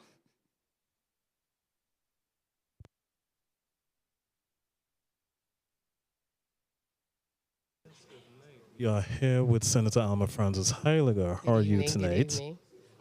Yes. How did you feel about the governor's speech tonight? Well, I think the governor's speech was somewhat fluffy but optimistic. I think he did his very best in trying to share with the people where he has gone over the last 4 years and potentially where he would like to see the Virgin Islands to go. I've actually asked this question already today, but infrastructure is a highly debated topic in the Virgin Islands. How do you feel that should be improved in territory? Well, the infrastructure of our territory is basically one of the backbones as to how we're going to progress as a people. And whether you're dealing with making sure the roads, whether you're dealing with housing, whether you're dealing with the infrastructure across the board of making sure that even with the education of our people, all of these are major parts as to the future or the direction we're going to go as a people. And I think we have to really focus on them as individual elements in order to bring about the results that we need. One of the things that I really believe he needed to express a little bit more had to do with housing. As you know, he's been the governor for the last 4 years, shortly coming in after Hurricane Irma and Maria. And unfortunately, the people of this territory, several of them are still dealing with this housing issue. I mean, we still have blue tarps. I personally felt that we could have been further along or should have been further along. But I really wish that he could have given a little bit more detail in regards to that, because you have people still living with friends and family. They're considered homeless. And for the 2,000 plus properties and 3,000 plus housing properties that they're supposed to be developing, I really wanted to hear a lot more about details as to how you're going to get these things executed, because nobody wants to feel like they're still in a situation like this heading into year 5. And you've already touched on it a little bit, Okay. but speak about what you feel the government did properly. Well, I was a little bit, there was a little bit of lax when it came to crime. You know, I think he skirted over it a little bit. But when someone is in their home, especially, let's say this past holiday, and the amount of guns that we heard shoot off in this territory, you know, I was looking forward. What did the police department do? What was happening with all of these spot shotters that they invested all this money in? Can you give us reports on the amount of arrests? Because people need to feel safe in their own community. And I really, really was looking forward to hearing a little bit more detail about that. But, you know, it was a overall skirting of quite a bit of areas across the board. He also touched on something that immediately I was a little bit alarmed about. He spoke about pieces of legislation he intends to send down to the legislature in regards to the transferring of people's abandoned properties to conservatorships and nonprofit organizations. Now, I don't have a problem with this government wanting to step in and assist with abandoning properties. I just would like to see what this legislation speaks to, because anything, and I'm going to say this, anything that is going to attempt to take the properties from the people, from anyone in this territory, you're going to have to contend with me. So that's just my thought. So I will be fair and I'll wait for the legislation to come down. All right. Thank you, Senator, for your time. Africa, back to you. Thank you. Thank you, Jamal. Joining me is Senator Javon James. How are you? I'm fine, and greetings to the people of the U.S. Virgin Islands. Wonderful. And what did you think about the governor's speech? I saw where he tried to touch on as many areas as he can. But unfortunately, of course, there would always be 1 or 2 or 3 things that we would feel that he did not touch on. But overall, I would give him A minus. A minus. Why the A minus? Because we know the situation with WAPA. And I know he did mention WAPA and the hard work that is happening there with WAPA, but we all know that we're subsidizing WAPA right now. And we all want to know, okay, when will be that cutoff point? And when we do cut off, what will we supplement that with? You know, so there must be some continuity, but overall, A minus. Okay, an A minus it is. In terms of tourism, he talked about how tourism is transforming. And he mentioned how Frederiksted and Sabais and Crown Bay is currently being developed, and we're going to have more restaurants and shops for the tourists. Do you think that will make the Virgin Islands the #1 premier destination? Is that enough? For now, yes, because certain things take time. You know, we can't watch other islands or other places in the world and compare ourselves to them, because everything requires funding and succession planning. So long story short, as the chair of the Committee on Economic Development and Agriculture, I plan to bring in the respective entities and agencies as far as Port Authority, Department of Tourism, and all those other stakeholders, meet with the chambers of commerce to make sure that the economy is sustainable, and whatever areas we can improve on as far as tweaking the legislation, that not just me, but my colleagues and I can make it happen. But overall, I feel that while we speak about tourism, we have to diversify it. And in terms of the economy, he talked about the revenues increase highlights like the general fund increase in the corporate income taxes fund, as well as the real property taxes. But is there another area that he missed in terms of boosting our economy? No, I think they're doing a great job as far as the collection with the Lieutenant Governor's Office for the property taxes. We saw where we were able to pay a lot of our debt that we had for many years. So all of that contributed to, yes, us collecting fees, and to the Hurricanes Irma Maria funds and also the ARPA funds. So as far as economic development, we know that the cannabis industry is going to bring in some fees as well and some revenue. So I look forward to that coming into fruition, So Also, for your last question, what do you think? Was there anything in his speech that you think he should have mentioned tonight? yeah, he should have mentioned that I championed the cricket field. That was me for the island of St. Croix. I also championed the drag racing on St. Croix. That was me as well. And I took a hard blow for supporting the Southland deal. I was the lone St. Croix vote, but I did that. And I also brought the legislation for the $5 million for the Randall Ductines racetrack on the island of St. Croix. So, Thank yeah. you, Senator. Back to you, Jamal. Thank you. We are here with Senator Maurice James. How are you tonight, Senator? Good night. I'm well, thank you. How are you? I'm good. Okay. How did you feel tonight about the governor's speech? Well, my first reaction to it really is that it was optimistic. That's the word that I felt described his attitude, his feelings about where the VI is right now. So he seemed to be very optimistic, even though at the end of his speech he talked a little bit about the doom and gloom regarding the recession and inflation and those things. But overall, he seemed to be very upbeat about the fact that we have all these monies, the ARPA funds, the money that we got from Irma Maria, the recovery funds. And at the same time, he, in a way, seemed to also temper it with statements like the fact that we don't have enough workers, 5,000 workers we need in order to do all those construction projects that he talked would be bringing in all that money. He also talked a little bit about education, and I'm the chair of the Education and Development Committee. He did not go into a little more. I guess I wanted a little more because I'm the chair of that committee, clearly. But I felt that he touched on it, but didn't give me personally enough. At the same time, I intend to meet with the Commissioner of Education and see what her plans are and what the plans with the different principals are. I was invited by them this week to some presentation, so I'm looking forward to that. But I was hoping that the governor would say something like, before I leave as governor, the reading scores of our children will be above average.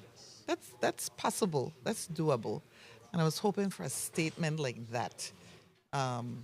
He made the statement, I think, at the very end that our community needs to start seeing the value in education. There was a statement, something like that. So clearly he doesn't think that our community sees the value in education, and so we need to do something about that. Somehow we as elected officials need to make sure that we get our community to understand how valuable education is. He also, when it comes to workforce development, he underscored that every qualified Virgin Islander who wants a job can get a job. So how do we get them to be qualified, right? We may have all these opportunities, but, based on what the governor was saying, it seems as if here the people are swimming in the sea of opportunities, but they're drowning at the same time. You know what I'm saying? Yeah, there's a lot, but then for some reason our people aren't taking advantage. That's what I got from him also. So he seemed to be reaching out to people, asking them. I was I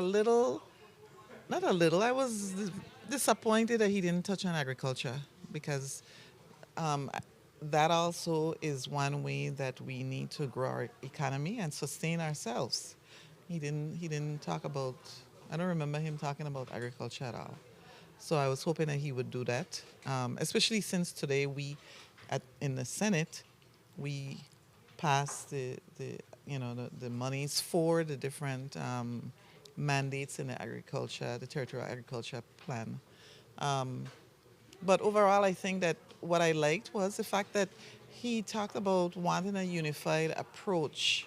And I like when, people are very open and very willing to be collaborative and, work with others. And he seemed to be that way. So, I worked with him for a year when he first got in his first year. And so I know him, and I believe that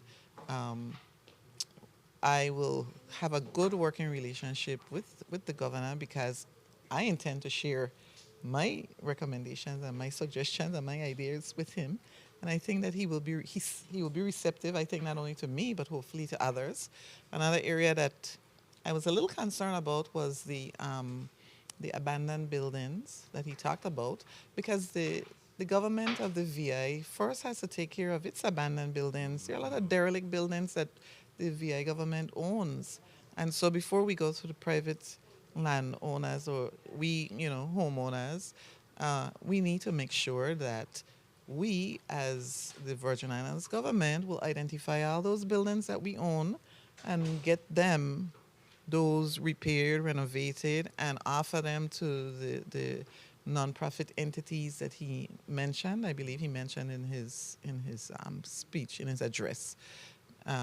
I'm very hopeful that Arthur Richards will, in fact, have the groundbreaking in February, because he mentioned that in his last speech last year. Hoping that happens. I'm also hoping that Melvin H. Evans Highway will get lit, like the airport runway that he promised us before.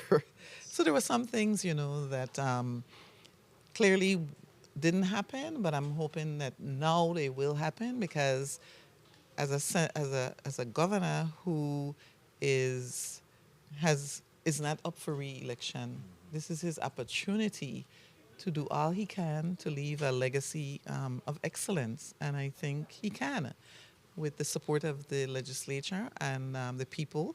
If he is, and we are willing to work hard, I believe the possibilities are endless for us to really have that era of prosperity, not only for some, but for all of us. So I'm hoping that happens.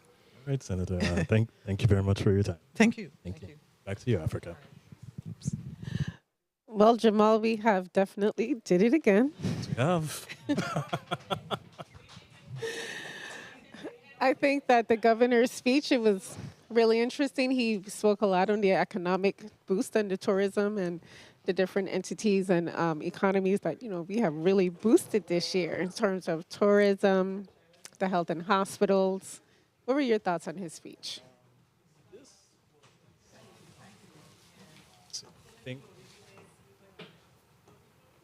Well,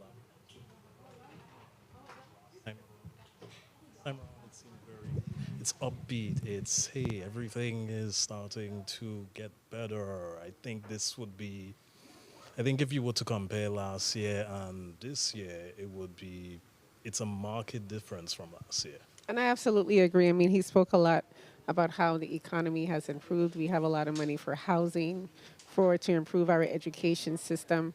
And that's great. I mean, it's about time that the Virgin Islands is in the up and up, especially post-pandemic. Yes, the pandemic did wreak a very ugly head on us, and I think it's starting to turn around. It's starting to look like a bright day.